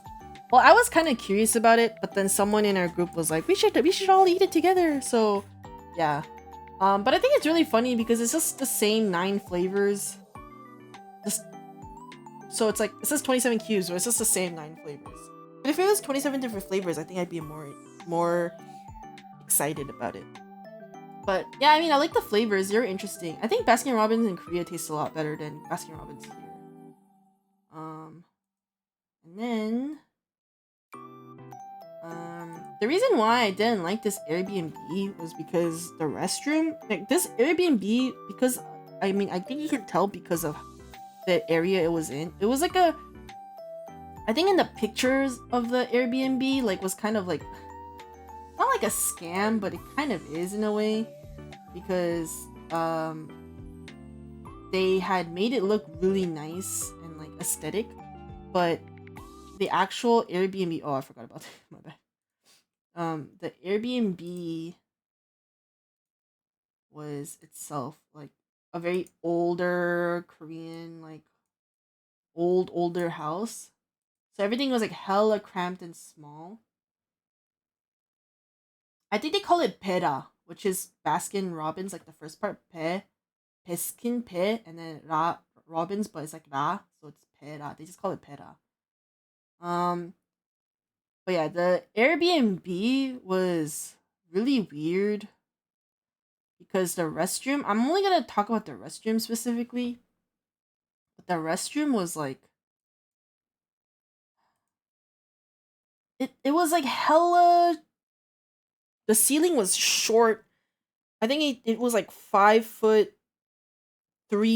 So I was literally crouching, like my neck was like I was hunched over the whole time when I was taking a shower or anything. And it was just really damp and very like obviously like poorly made. Um, like they had a washing machine here, and then they had the sink right next to it, and then right next to it they had this like makeshift like very small shower curtain thing, and then it's like a tiny corner. There was a little. The shower wasn't even attached. It was attached to the bottom here, and there was like a little ledge thing you could have put it on top of it. But it was like hella like just slanted. In this tiny corner, you had to take a shower, and then the toilet, and then the drains here, and then the toilet's just here in the middle of like all of it. It was really weird. I didn't like it, and there was like hose. There was like these like pipe hose lines everywhere, and it was very. I think because of the atmosphere of the pictures made it look really nice, but it was actually just like kind of misleading in my opinion. And yeah, that one, because of the nature of how they built the place, even if you took a shower, like the water would still not like fully go down the drain, so everything was wet, damp, and it was just everything was moist, and I didn't like the dampness of it. Yeah, after that we went to sleep, and then the next day we went to where Hanbok at. Where did we go? Gyeongbokgung. We went to Gyeongbokgung, and personally, I didn't really want to wear hanboks. I'm not really someone who likes that kind of stuff. I don't like taking pictures and stuff like that either. So I was actually kind of like, I personally didn't really want to do it, but it seemed like everyone else really wanted to do it, so I was kind of like, okay, we can do it. But in the morning we went to go eat. It's like buckwheat noodle thingamabob. It was good. It was alright. Would I eat it again? Probably. It's not like I mean I would eat it again, but would I willingly go look for it? No. It was alright.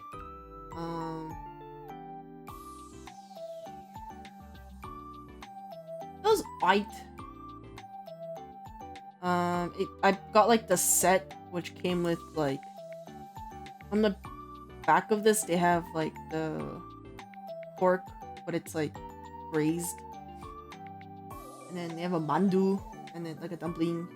No, that's the pork. What's here? I don't remember what's here. Something's there. Oh, it's 전. It's 메밀전. 메밀전병. maybe I don't know what 메밀 전병 is in English, but some sort of sesame something, not sesame. 메밀 is buckwheat. Some buckwheat pancake crepe thingamabob was here. I say here, but you can't see my cursor, but it's the one with next to the dumpling. And then they had raw meat yuke on the other side of the dumpling. And then you have the braised pork. And then you have shike, which is kind of like a fermented rice drink.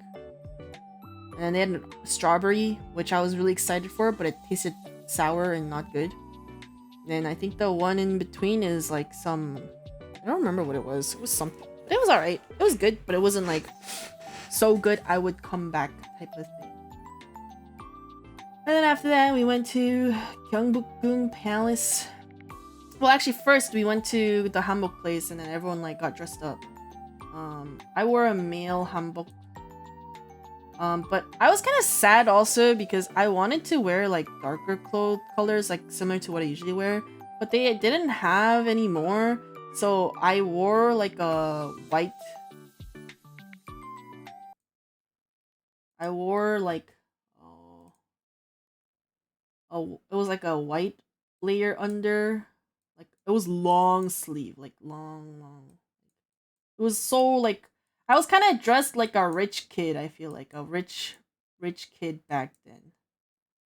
Actually, it's like yeah, longer. And then I was wearing pants, some fuck ass old back in the day white ass pants. Not white, it was like beigeish. It was gray actually.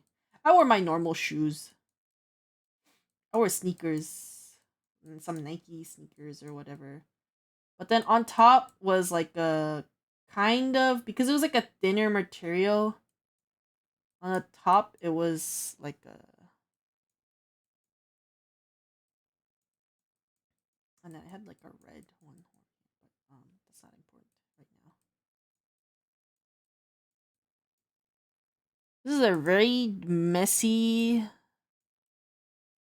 very messy, but this is just so you guys understand what kind of. It was a bit darker than that, but whatever. I can't be bothered right now. But it was like light, so it was kind of like see through. Like you could still see the white underneath. I was kind of like, I would have preferred the bottom to be black too, but they didn't have any more. So I think it was a bit darker than that. It was like not a bit. It was a lot darker than that. It was more like this color.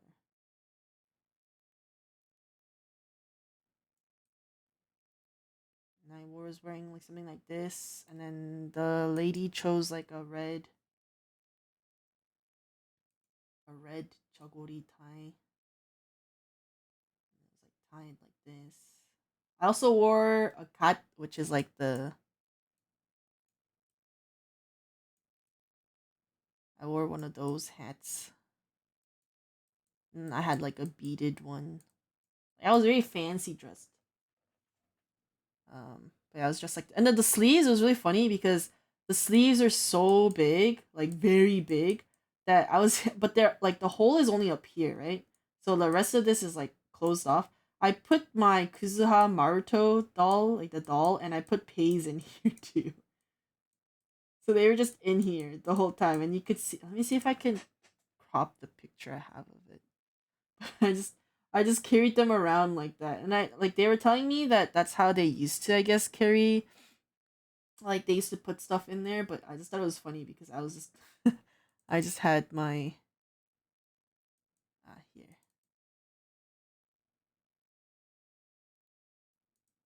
Oh wait, I can show this without having to worry. Hold on. La la la la la. Guys, am I not boring you guys? I'm like over yapping.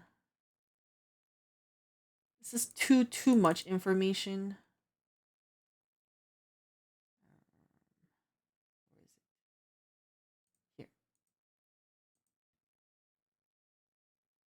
Most streamers just yap the entire time. I know, but like I feel like this is a boring ass recap stream. But look, I was able to put them in the sleeve because it was so big. And it's just funny because it's like Hamburg is actually really nice because even though I was wearing technically I was wearing 3 layers because there's an under and then there's a white and then there's the blue part. So it's 3 layers. It wasn't hot because of the material it's made out of. It's like linen, so it's like actually really it was actually pretty cooling. But yeah, it was funny because you could see through, so you could see Paisley because I just in my sleeve the entire time. Um, but yeah, I personally didn't really want to dress up, but since the others wanted to, but I personally was kind of not comfortable. I was a bit uncomfy. I'm not gonna lie. I was kind of like not vibing. I was kind of like, oh, I don't want to do this. I don't want to be here. But since everyone else was enjoying it, I was like, okay, I'll just close my eyes and also enjoy it with everyone else. And it was really funny because I think all of them are also just taking pictures, but I wasn't really taking pictures. I was taking pictures of the place. I was taking because I do like historical, like I do really like the historic aspect of Korea and stuff like that. So I was taking a lot of pictures of like the buildings and stuff and like how they look. And it was really cool. I'm too nice. I'm very nice. I'm nice. No, I don't know. I just don't like arguing with people. Yeah. Look how nice it is, though. But I will say the weather was a bit disappointing because it was gloomy, cloudy, and it also did rain at some point. But look, it was nice. I did like taking the pictures. I did like taking pictures of the historical place. But there were a lot of people. There were a lot of foreigners. There were a lot of people. And it was really funny because my friends were taking pictures of each other. And then like every time there was like a foreigner that needed help, like they would help them out. And it was really funny because I was just translating in English for them. And it was really funny because at some point they well, my friends were like talking about like these two black guys, like they're American like guys, but like since like their like physique, they were like really tall. They're like 6'3", like they were like really tall, skinny, and long. And like my friends were like, oh my god, they look so cool in Hamburg. They're like, oh my god, because I guess it's because like the physique, the build, like you don't see people in that build wearing Hamburg often in Korea because you don't have people like that often. So they were just like, oh my god, they're so cool. They were like, oh my god, I wonder if they need help with taking pictures. So, and I was like, oh, like if you want, like I can translate for you guys if you want to take pictures for them. They're like, yeah. And they all like ran over, and then they were like shocked, the two guys, because it's just two guys. And then my friends were like, oh, my friends were like, and I was like, oh, like my friends think you're really cool, and they were asking if you wanted to take, like if you guys needed help taking pictures, and you're like, yeah, sure, cool. And then like I was talking to them, and then my friends, because like in Korea it's like normal, right? They were just like, oh, like you guys should do like a cultural appropriation is such an American thing. No, I mean I think everyone who was in, like almost everyone, I mean there were some Koreans dressed up too, but most of the people at Gyeongbokgung wearing hanbok were all foreigners, because I think it's free entry if you wear hanbok, so people were just like going there for the experience, I guess, right? But it was really funny because my friends were like, oh my god, you guys look so cool, blah, blah. And then like I was like translating everything, and my friend, one of them used to like take a lot of like pictures for people, so like they're kind of like a director style, like, oh, do this, do that, and they were trying to like tell me to tell them to like look into each other's eyes and like, I don't know, do a pose. And I was like, no, they won't do that. I was like, no, Americans will not do. I knew they were Americans, but yeah, I was like, they won't do that. And they're like, oh, can you do finger hearts? And then they were kind of like weirded out about it, but they still did it. But they were like you guys should do a heart together. And I was like, no, they're not gonna do that. I'm like, I'm not translating that. But yeah, we took pictures for them. And then before we left, like found out I think they're from Chicago, and then I was like, cool, I'm also from America. And they're like, oh really? And I was like, yeah, I'm just here, these are my friends from Korea. And they're like, cool. And we're like, okay, bye. And then it started raining, so we started like dipping, going back to the hanbok rental place. And before that we stopped by a cafe.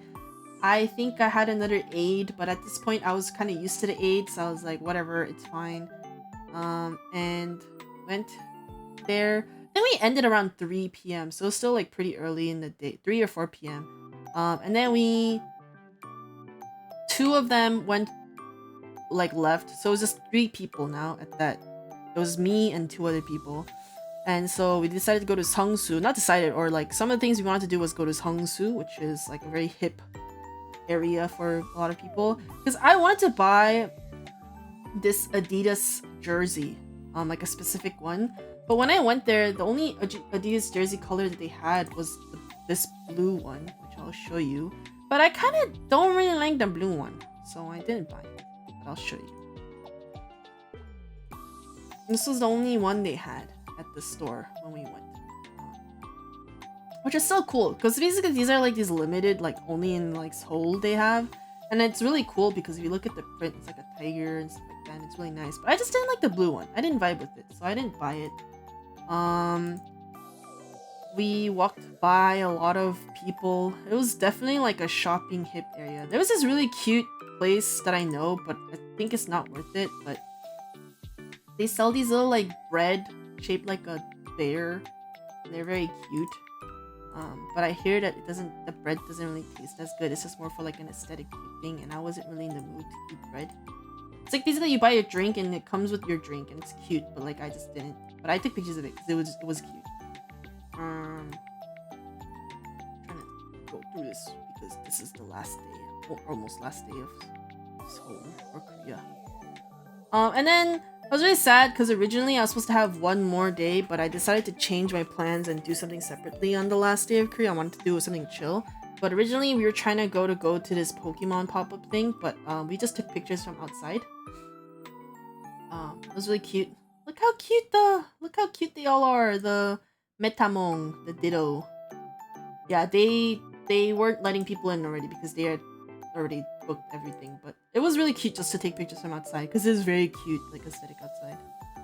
I think it was really cute. They had like a bunch of different Metamons, Dittos.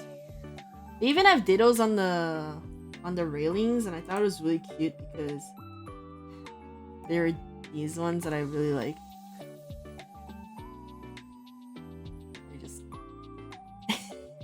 They're so cute.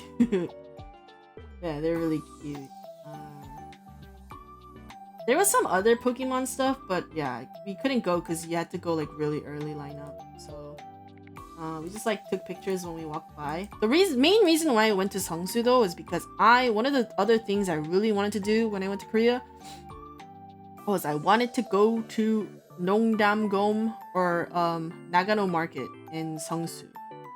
But before that, we also ended up stopping by the very famous...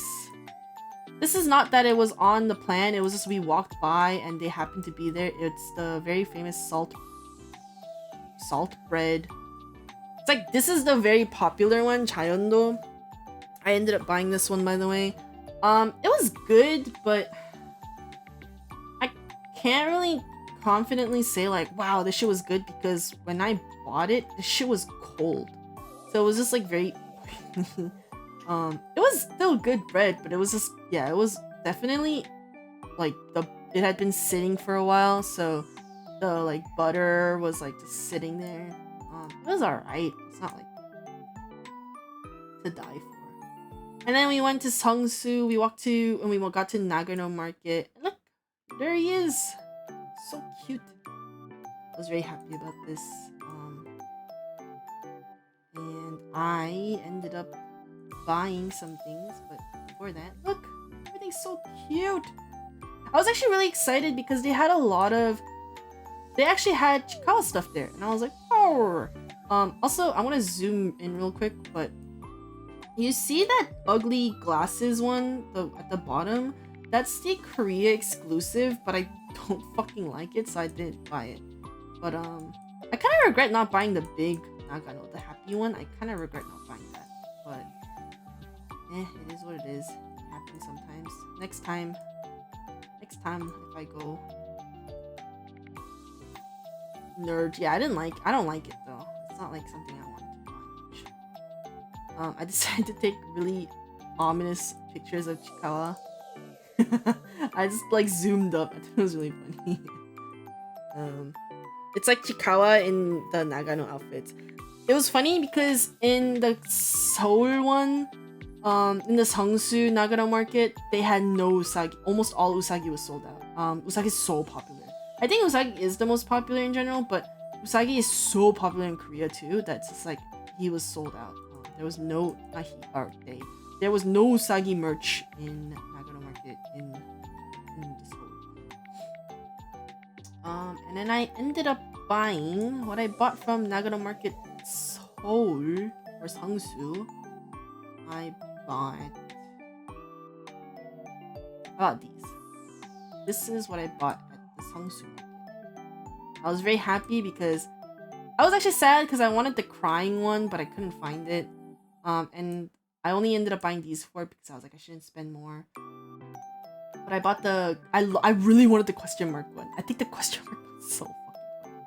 The question mark one, and then I like the serious face one. And then I also really had been wanting these two colored ones. Although I will say my black ones, I was carrying that around in Japan, and it's kind of like, if you can tell, the texture of it's kind of different because it was raining at one point, and I think it's got like really fuzzy, and it's not soft as like the matcha one now anymore. But what are the green and black ones supposed to be? There's like a series where it's just like there's like a bunch of them in different colors. Let me show you the statue one. They show them, but see at the top they have like the different colors. They have like a series where they're just all different colors, and I think they're really cute. So I have the matcha one and I have the black one. There's like a brown one, but I have the black one. That's what I got here. Did I take any videos at Nagano market? No, it seems not. And then after that we went to go eat dinner, which was samgyeopsal, which is pork belly. It was good. Personally, I could have probably eaten I could have eaten a bit more meat, but I think we were on a time crunch, so we ate that and then called it there. That's like cheese, by the way, grilled cheese. It was alright. It was okay. Yeah. Some stay, some leave, some samgyeopsal.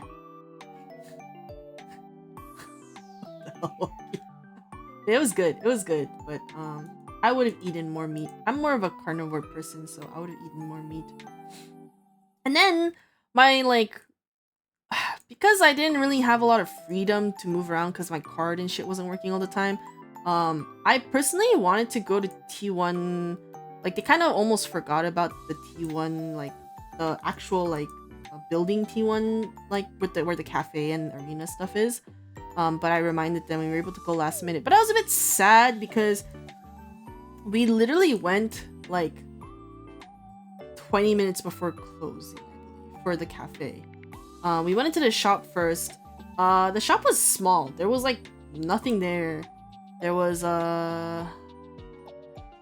they had like some merch on display, but like almost everything was sold out. They had the cup, very cool. They also had the jerseys and all signed, I believe. Yes, I took a picture of this one. I was like, war Pays. Very blurry picture with Pays koala. And then it was really funny because this is where I bought the Pays Omamori charm type of thing. It was really funny because we were the only people who went in, and because it was like 20 minutes before closing, and then there was a foreigner, like a very clear foreigner, who came in from behind us, after us, like a few minutes after us, and I think he wanted the jacket, but they sold out of the size, so he ended up not getting, like, he couldn't buy anything. And then my friend was like, "Are we done?" And I was like, "Oh, I wanted to come here for the cafe." Okay, my goal to come to specifically this T1 like area was because I wanted to go to the cafe. I wanted to try the Pays Yujarikano, the Yuzu Americano drink. I wanted to try that so bad. So I was like, oh my god, like we gotta go to the cafe, because my like friend was like, are we done? And because I don't think they realized that the cafe was part of the place, and I was like, no, the cafe's on the other side. They were like, huh? So we walked to the cafe. This is where we saw the picture. I think it's really funny that because Paige doesn't have his koala hat, they gave him a little Santa hat, which I think is really funny. But we went to the cafe. It's like 10 minutes before closing, and we went to go, like, my friend was like, oh, you want to drink something? And I was like, sure. And we went to go order something, and like they were like, oh, like we can serve you drinks, but we don't have the coffee machine available. And my whole world crumbled. I was like, no. And to be honest, I was a bit like annoyed, because I mean, I get it, because they were like, oh, it's 10 minutes before closing, who the fuck's gonna come in and use the coffee machine? But also another part of me is like, there's still 10 minutes before closing, like why have you cleaned your coffee machine already? But I didn't really want to argue with the people, so I was just like, okay, like I was like, oh, I don't really want to drink anything then. And then my friend like found out after, and they were like, oh, I would have argued with them if like I would have like not argued. They would like, my phone was about to be like, oh my god, like my friend came all the way from America, you know, they just want to drink this, like, you know, blah blah blah. And then, but I didn't want to like really like cause more problems, so I was just like, okay, it's fine. I do think this was kind of messed up though, because they have all of the people, the guys' names, but Doran's is covered by the fucking umbrella thing, and I'm like, the umbrella thing should be covering the one in the shirt in the middle, if anything, then, because why are they covering Doran's signature name? But yeah, I was a bit sad because I really wanted to try to drink, but it is what it is. Sometimes it doesn't happen. Next time. And yeah, I think after that we went back to. I have another picture.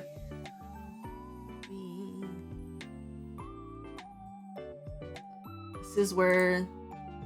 This is a cafe and arena, and then that's the door. That red door is the door that they all take to go into the building. Yeah, I was a bit sad. I wanted to try to drink. But it's okay. Next time. It's not like the T1 building is gonna disappear and, you know, one day. And then we took a taxi back to the Airbnb.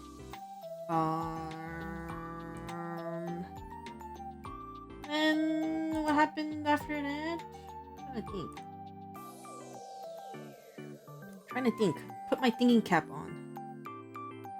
Looking at my images. After that, oh, I packed my bag, and then I decided to, because I wanted to, the next day I was gonna just move around alone and meet some friends, other friends, and I didn't really want to be carrying around my luggage, so I packed most of my bag and I shipped it off to there's this luggage carrying service in Korea, and it's fucking called Jim Carrey. But I think it's so genius, because in Korean, luggage is Jim, and carry like Jim Carrey, like the actor, but like also like carrying your luggage. Isn't that so funny? So the luggage service was called Jim Carrey, and I gave them my luggage, and it cost me like $20 for them to they sent it straight to the airport, so I just had to pick it up at the airport, which was nice. And then after that, oh wait, I wanted to show you guys the T1. Wait guys, look how cute the receipt they give you at T1 is. It's very cute. Look, there's a little Ati. I thought it was so cute. I was like, what the fuck? I didn't throw away. Actually, I didn't throw away any of my receipts. I have all my receipts hoarded in my fucking like bag. And then the next day, was my last solo day. Sorry guys, I'm almost done. My last day, and then Japan will be tomorrow because this is too long. I'm yapping too much. But next day was solo day, but before it was just me and one other person at the Airbnb, because the other person decided to go home since we weren't gonna hang out the next day. Went to Airbnb, and we split up, and I asked. I did not enjoy the subway stations and bus routes in Japan.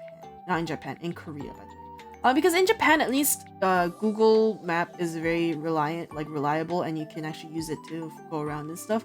But in Korea, Google Map doesn't work. You have to use another app. But also, remember, I didn't have my eSIM working, so I didn't have internet.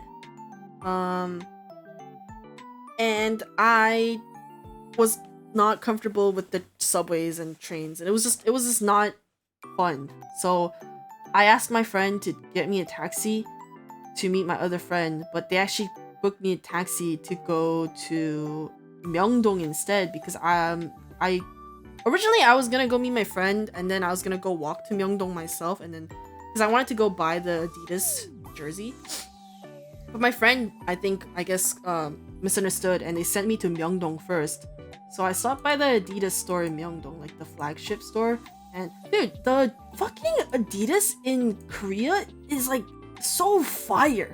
Like, look at this shit, bro. Like, whoa, I was literally like, bro, the Adidas here kind of sucks. Like, we don't get clothes like this. And I was kind of like envious. I was like, what the hell? I was like, how come we don't get shit like that? I didn't really buy anything other than what I wanted because I wanted to budget myself. But when I went in, there was originally a different color that I wanted. I think it was like fully red. It was like a fully red one, but they didn't have that. But they had this one instead. And I was kind of like, oh shit, I'm not gonna lie, I'd be okay with this too. The original one, I don't have a picture of it, but the other one I wanted was like a red, I think it's a red and white one. But instead, I saw this and I was like, you know what? I'd be okay with this. I'd be down with this. So I bought this. It was like $80. Expensive, but good quality, worth it, I think. I like it. So yeah, I bought this. And then I walked to my friend to meet up with them.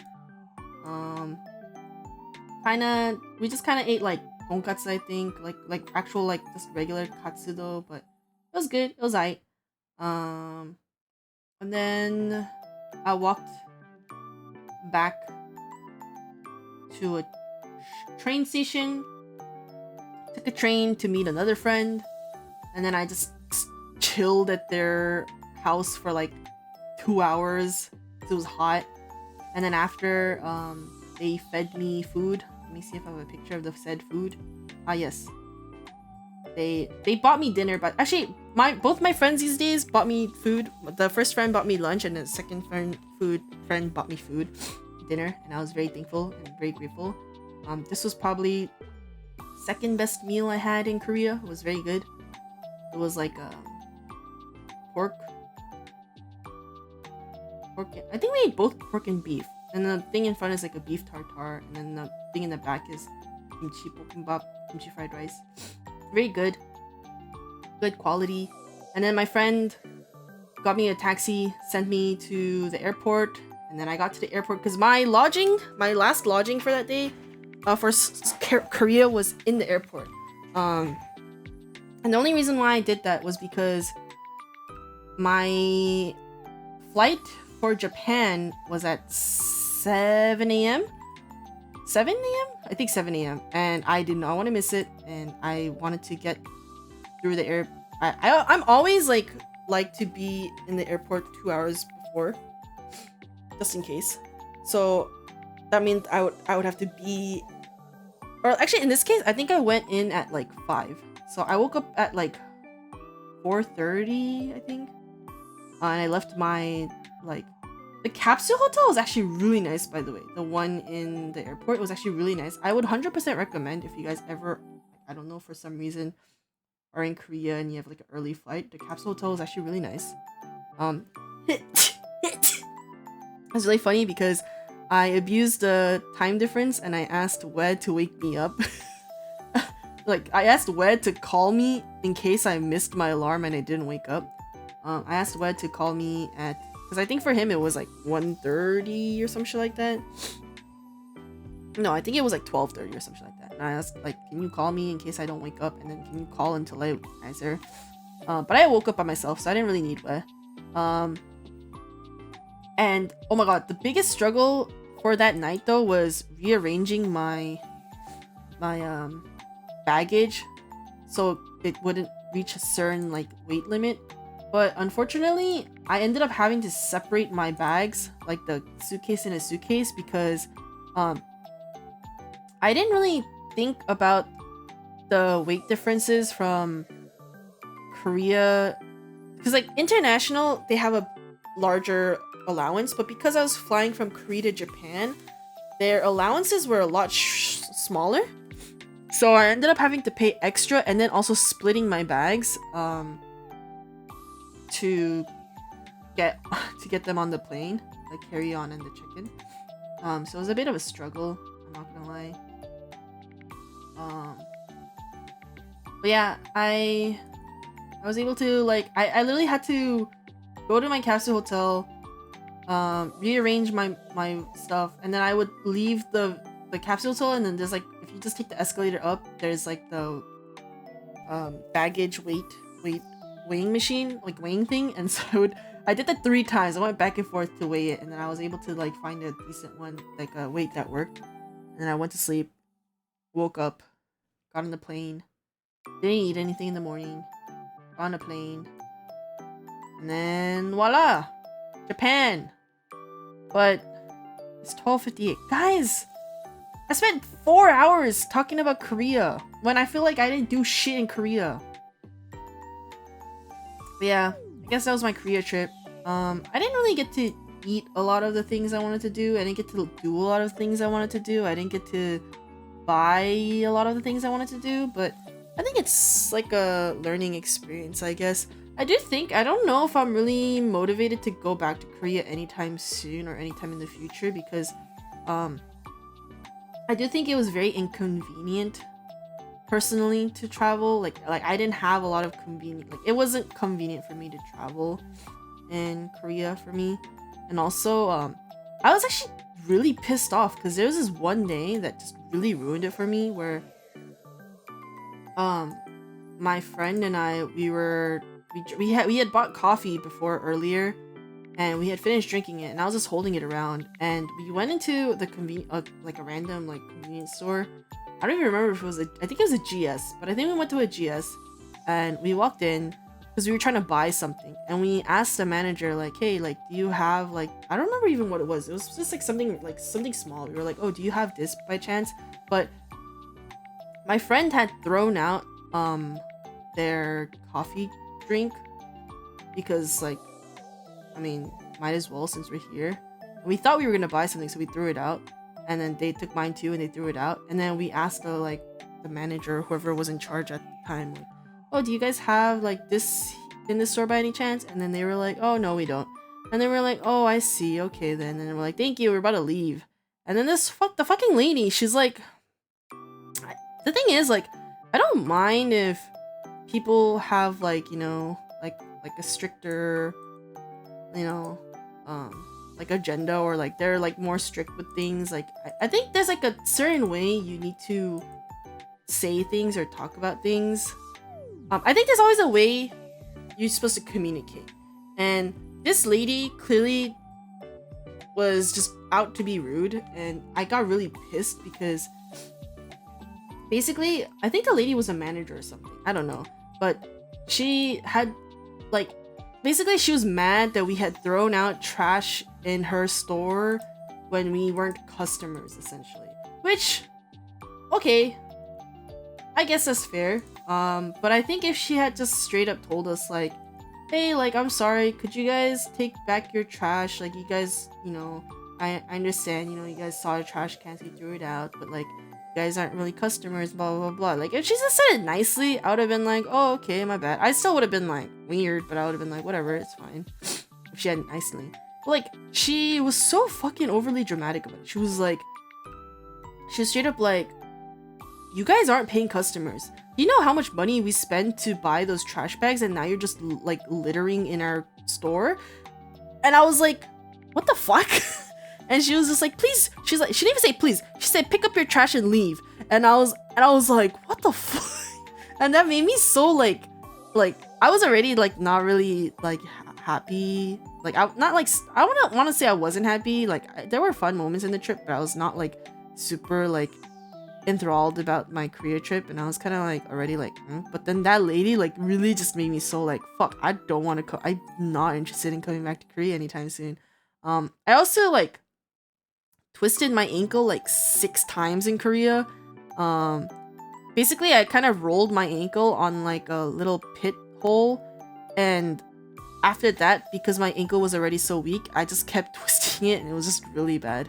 I was on painkillers and on like this specific brand of like Salonpas that's not Salonpas called Ketotop the whole trip because of it. But dude, I don't know, but she was so rude about it, and like that's what really got me mad, was because I don't mind, again, if like maybe like it's her job and like maybe it's like a policy they have. If she was just very like oh, I'm really sorry, but could you take your trash back, you know, like I understand this, like you saw trash so you threw it out, but you know, blah blah, I would have been like, okay, that's fine.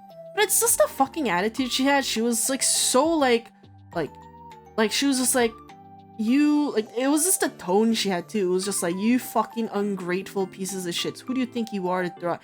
And she like literally was like, she made us dig through the trash to fucking pick it up, and I was just like, what the fuck? That actually made me so mad. I was like, I don't want to come back to Korea, because I mean, also I didn't really have like a great experience in my opinion, so I was kind of like, I don't really see if there's anything for me like wanting to come back.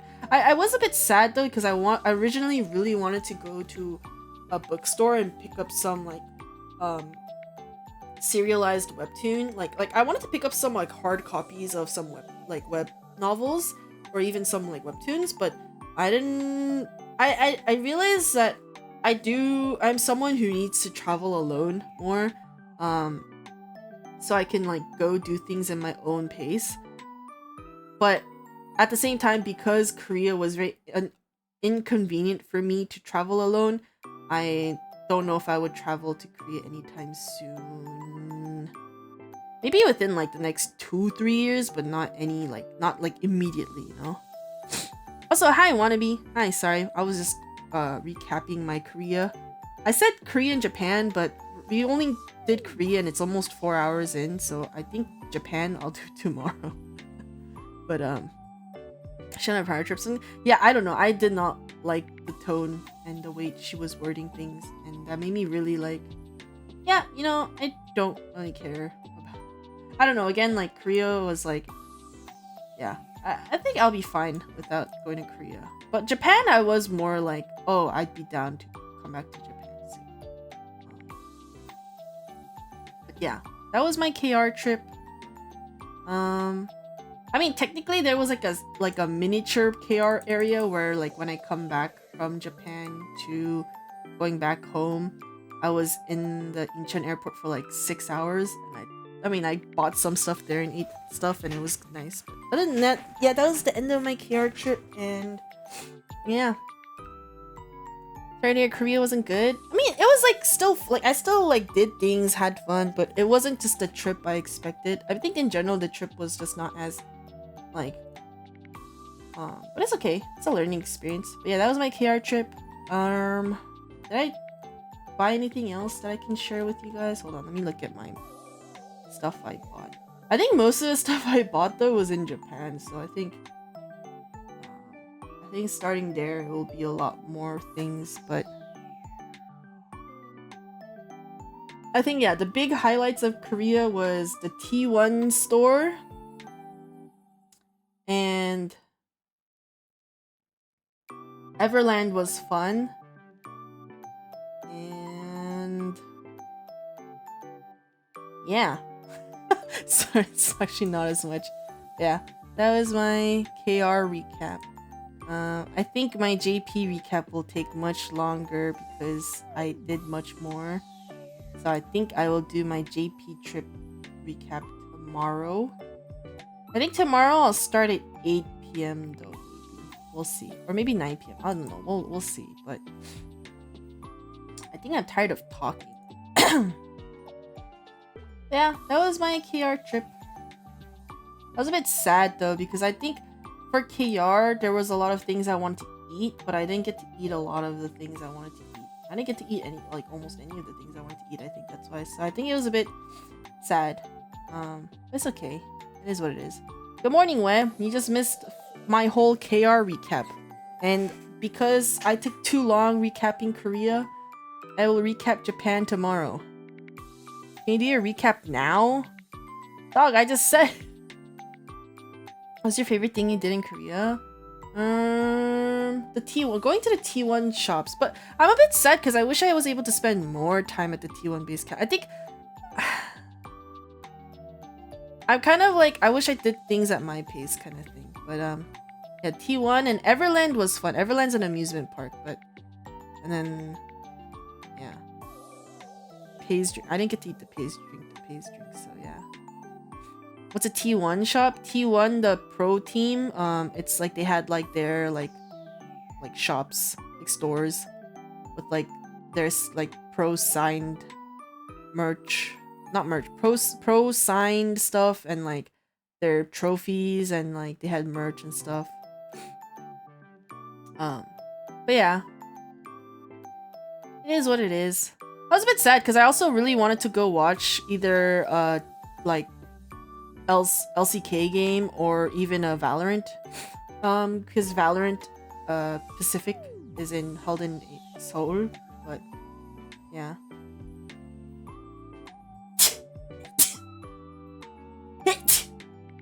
I think it's fine. We live and learn. Yeah, I think I'll do Japan tomorrow because if I take 4 hours to talk about Korea, I can't imagine how long I'll take to talk about Japan. Japan is gonna be a long one. Because Japan's gonna take a while, I think.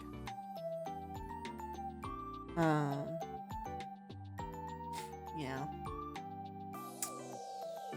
Anything else I can talk about? But like, yeah, I don't want to like, I'm not like trying to like, you know, be like, oh, the people I went with are like, it's more like, I think there's nothing wrong with, I think it's just more of like a me thing where I realize like, oh, I'm someone who needs my time alone and at my pace and do my things. Which is fine. I think it's like a learning experience, the trip. It was still fun overall. Like I still was able to do things, but yeah. I'm hungry, guys. I'm gonna go grab my... I heated up a sandwich 4 hours ago. Do you think it's cold now? I heated it up 4 hours ago before stream, but then I didn't eat it because I was like, oh, it's too hot. Maybe I'll let it cool down. And I didn't think I would yap this long over Korea just this much. I think I talked too much. I don't know. Maybe I was too boring. Maybe I'm too detailed and too... Yeah, but... I don't know. I was just going along as I saw pictures. I was like remembering things from pictures too, so... That was my KR recap. I'll do JP tomorrow. Either same time, 9 PM EST or 8 PM EST. It depends on when I get stuff finished. But yeah. I don't know if I'll be able to make a vlog actually with all of the stuff I filmed because I didn't really film a long time. We'll see. If I can, it'll be like a short thing. But yeah.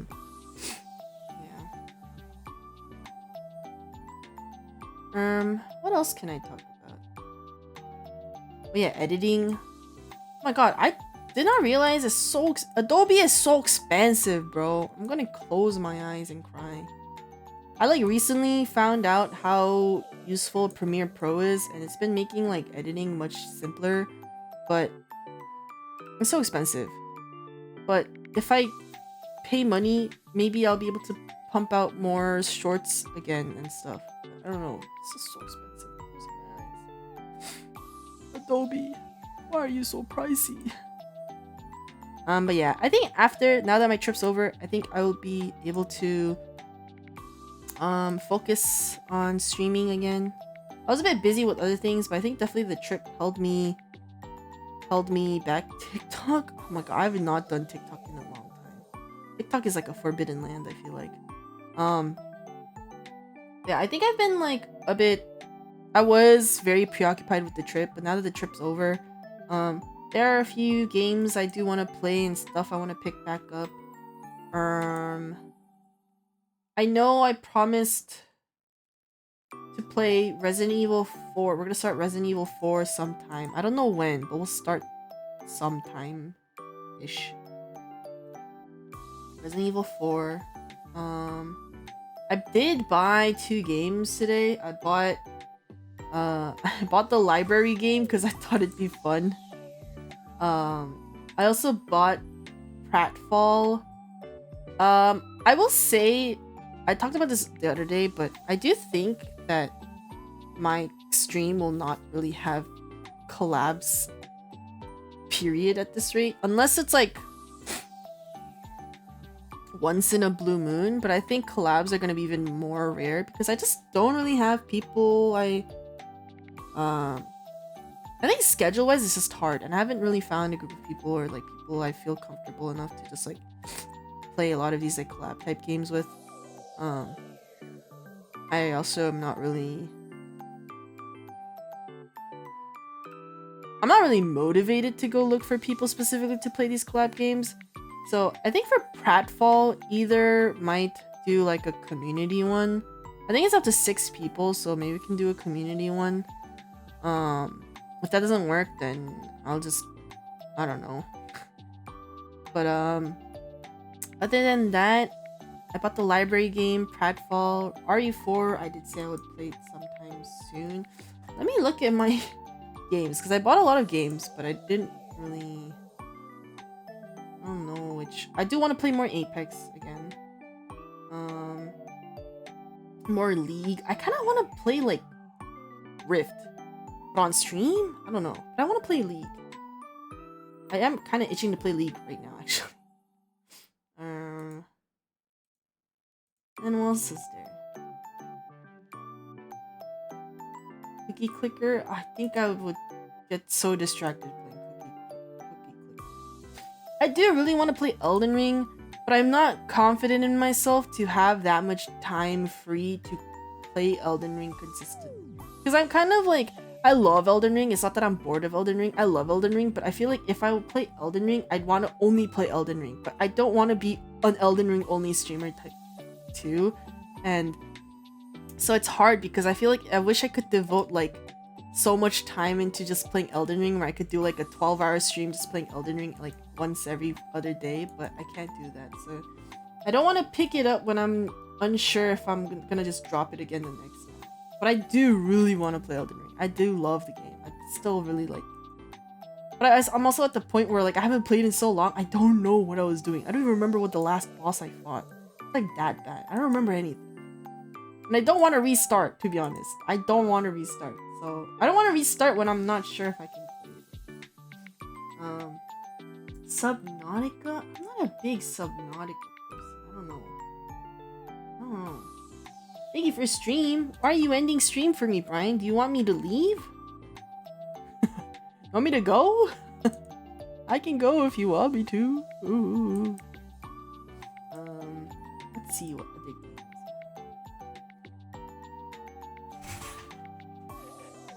Happy 35 years. 35 stream streak is crazy, man. Last time you did a horror game? Oh my god, I recently found out that I wasn't just freaking out. There's an actual condition you get from, what's it called?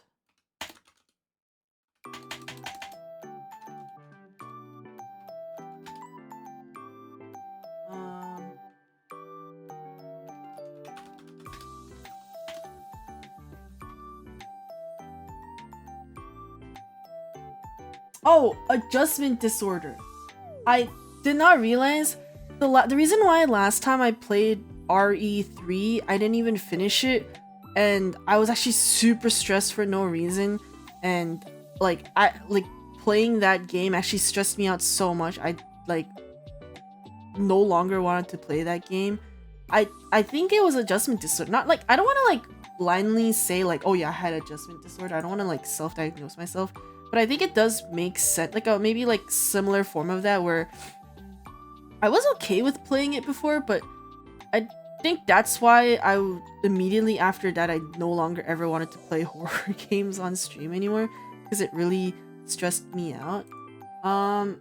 Adjustment disorder, I'm gonna read off the summary, but it's like I mean obviously it's like a mental health thing, but it's like you get, I don't want to like blindly like see this wrongly. I'm gonna find it legit. Adjustment disorder is a strong emotional or behavioral reaction to stress or trauma. It causes short-term symptoms that may make you react more than you typically would. I'm gonna skip this part because I don't think I want to really talk about that. Yeah, I do know that after I played RE3 and like I stopped playing because I was really like my anxiety was really bad for a few months. Yeah, my anxiety was really bad, and I think I stopped streaming for a while because my anxiety was really bad, and I was so like very uncomfortable with like just the thought of like streaming like it wasn't even like that RE3 was that scary. It's just that that shit really stressed me out. Like it was like really random where like playing RE3 actually like triggered something, and I was just like I'm not having fun like playing horror games like RE, and I was just like I can't continue this, and I just dropped it. And it was like a very big trigger, I feel like. But I think there was some other stuff going on at the time which like it makes sense as to that. But I think, yeah, I think I'm more comfortable, okay, with RE4 to play now. I mean, if anything, I hope you guys understand if maybe I realize like, oh shit, maybe I'm not okay, and if I stop, that you guys understand. But I think it should be fine. We'll see. Yeah. Other games, I feel like I have a lot of games I do want to play, but a lot of them are just like longer story games where I just know I can't commit my time to it. Oh, there's Agree. I do want to play Agree, but I think that also is like a weekend type of stream where I might need to stream longer, because I don't know if I'll be able to beat the game. I've seen some people beat that game in like 13 hours. Some beat it in 1. I don't really know much about it, but all I know is that it's kind of a rage game, and I know people either beat it really quick or they don't.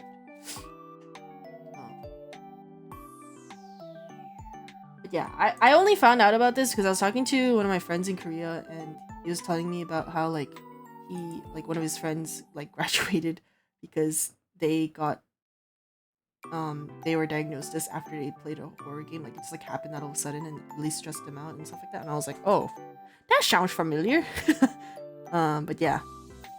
Anyways, I'm very warm and I want to play League of Legends, but I don't want to stream League of Legends, so I will end my recap for KR? Question mark? My KR recap here. Stop. And then JP tomorrow. Thoughts? Guys, thoughts?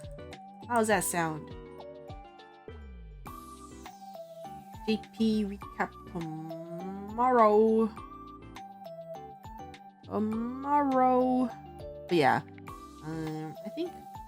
I don't think I will be posting schedules anytime soon, even though I will try to stream more, because I cannot guarantee my schedule I don't even know my schedules until the day of sometimes because of how turbulent shit is. But I do want to stream more consistent than I used to. I think now Trip is out of the way, it will be better than before. I know I've been lying to you guys, being like, guys, I think I'm going back to being a consistent streamer, and then I don't because I get busy. But I think this time should be fine.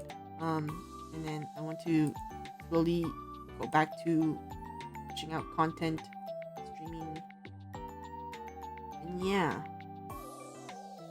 What the hell? Brian's playing Mayhem. What the hell? I want to play League of Legends. But yeah, tomorrow you guys will see my capital agreed when it comes to Chikawa. Tomorrow you will see. Anyways, I will see you guys tomorrow. Thank you guys for sticking through my very long, overly... I think I yapped a bit too much. Maybe it might have been boring. Please let me know. But yeah, thank you guys for listening to my very long yapping of my KR recap. Tomorrow, JP recap. I'll make the VOD public for now, but I don't know if it was a good recap stream. It's my first time doing a recap, and I do know I have a tendency to over yap and over explain and over detail, and maybe it was not fun, but you guys for sticking through 4 hours of it. I will see you guys tomorrow. Hopefully nothing happens tomorrow, but I will hopefully stream tomorrow. Actually, guys, you guys want to... Actually, wait, pause. Guys, what if I gotcha'd? Actually, no, what if we gotcha tomorrow? What if we gotcha the Chikawa stuff tomorrow? Actually, I don't know if I should gotcha anymore. I saw someone bought 777 tickets and they didn't get an A prize a single time. And that actually really triggered me because I was just like, I bought 15 tickets and I didn't get an A prize, and I was thinking of buying more, but I'm like, maybe I shouldn't buy A prize. But then I also really want the A prize. It's a Star Usagi. I don't know. We'll decide tomorrow, I guess. Okay, I'm gonna go. IRL gacha? What am I IRL gaching though? Yeah, I'm gonna go eat my sandwich, and then if anyone wants to play League of Legend, like League of Legendo, yeah, thanks. All right, I don't have anyone to raid. Scratch his head. Yeah, I don't have anyone to raid. All right, I'm gonna go. Bye bye. Thank you for watching. See you guys tomorrow. Bye. Actually, you guys look at my very cool. You guys look at my very cool. You guys look at my very cool thumbnail that I worked very hard on. We only met one goat today, but you know, it's still better than none, I guess. Yeah, tomorrow we will talk about goat number 2, goat number 3, and goat number 4, hopefully. Alright. See you guys. Bye.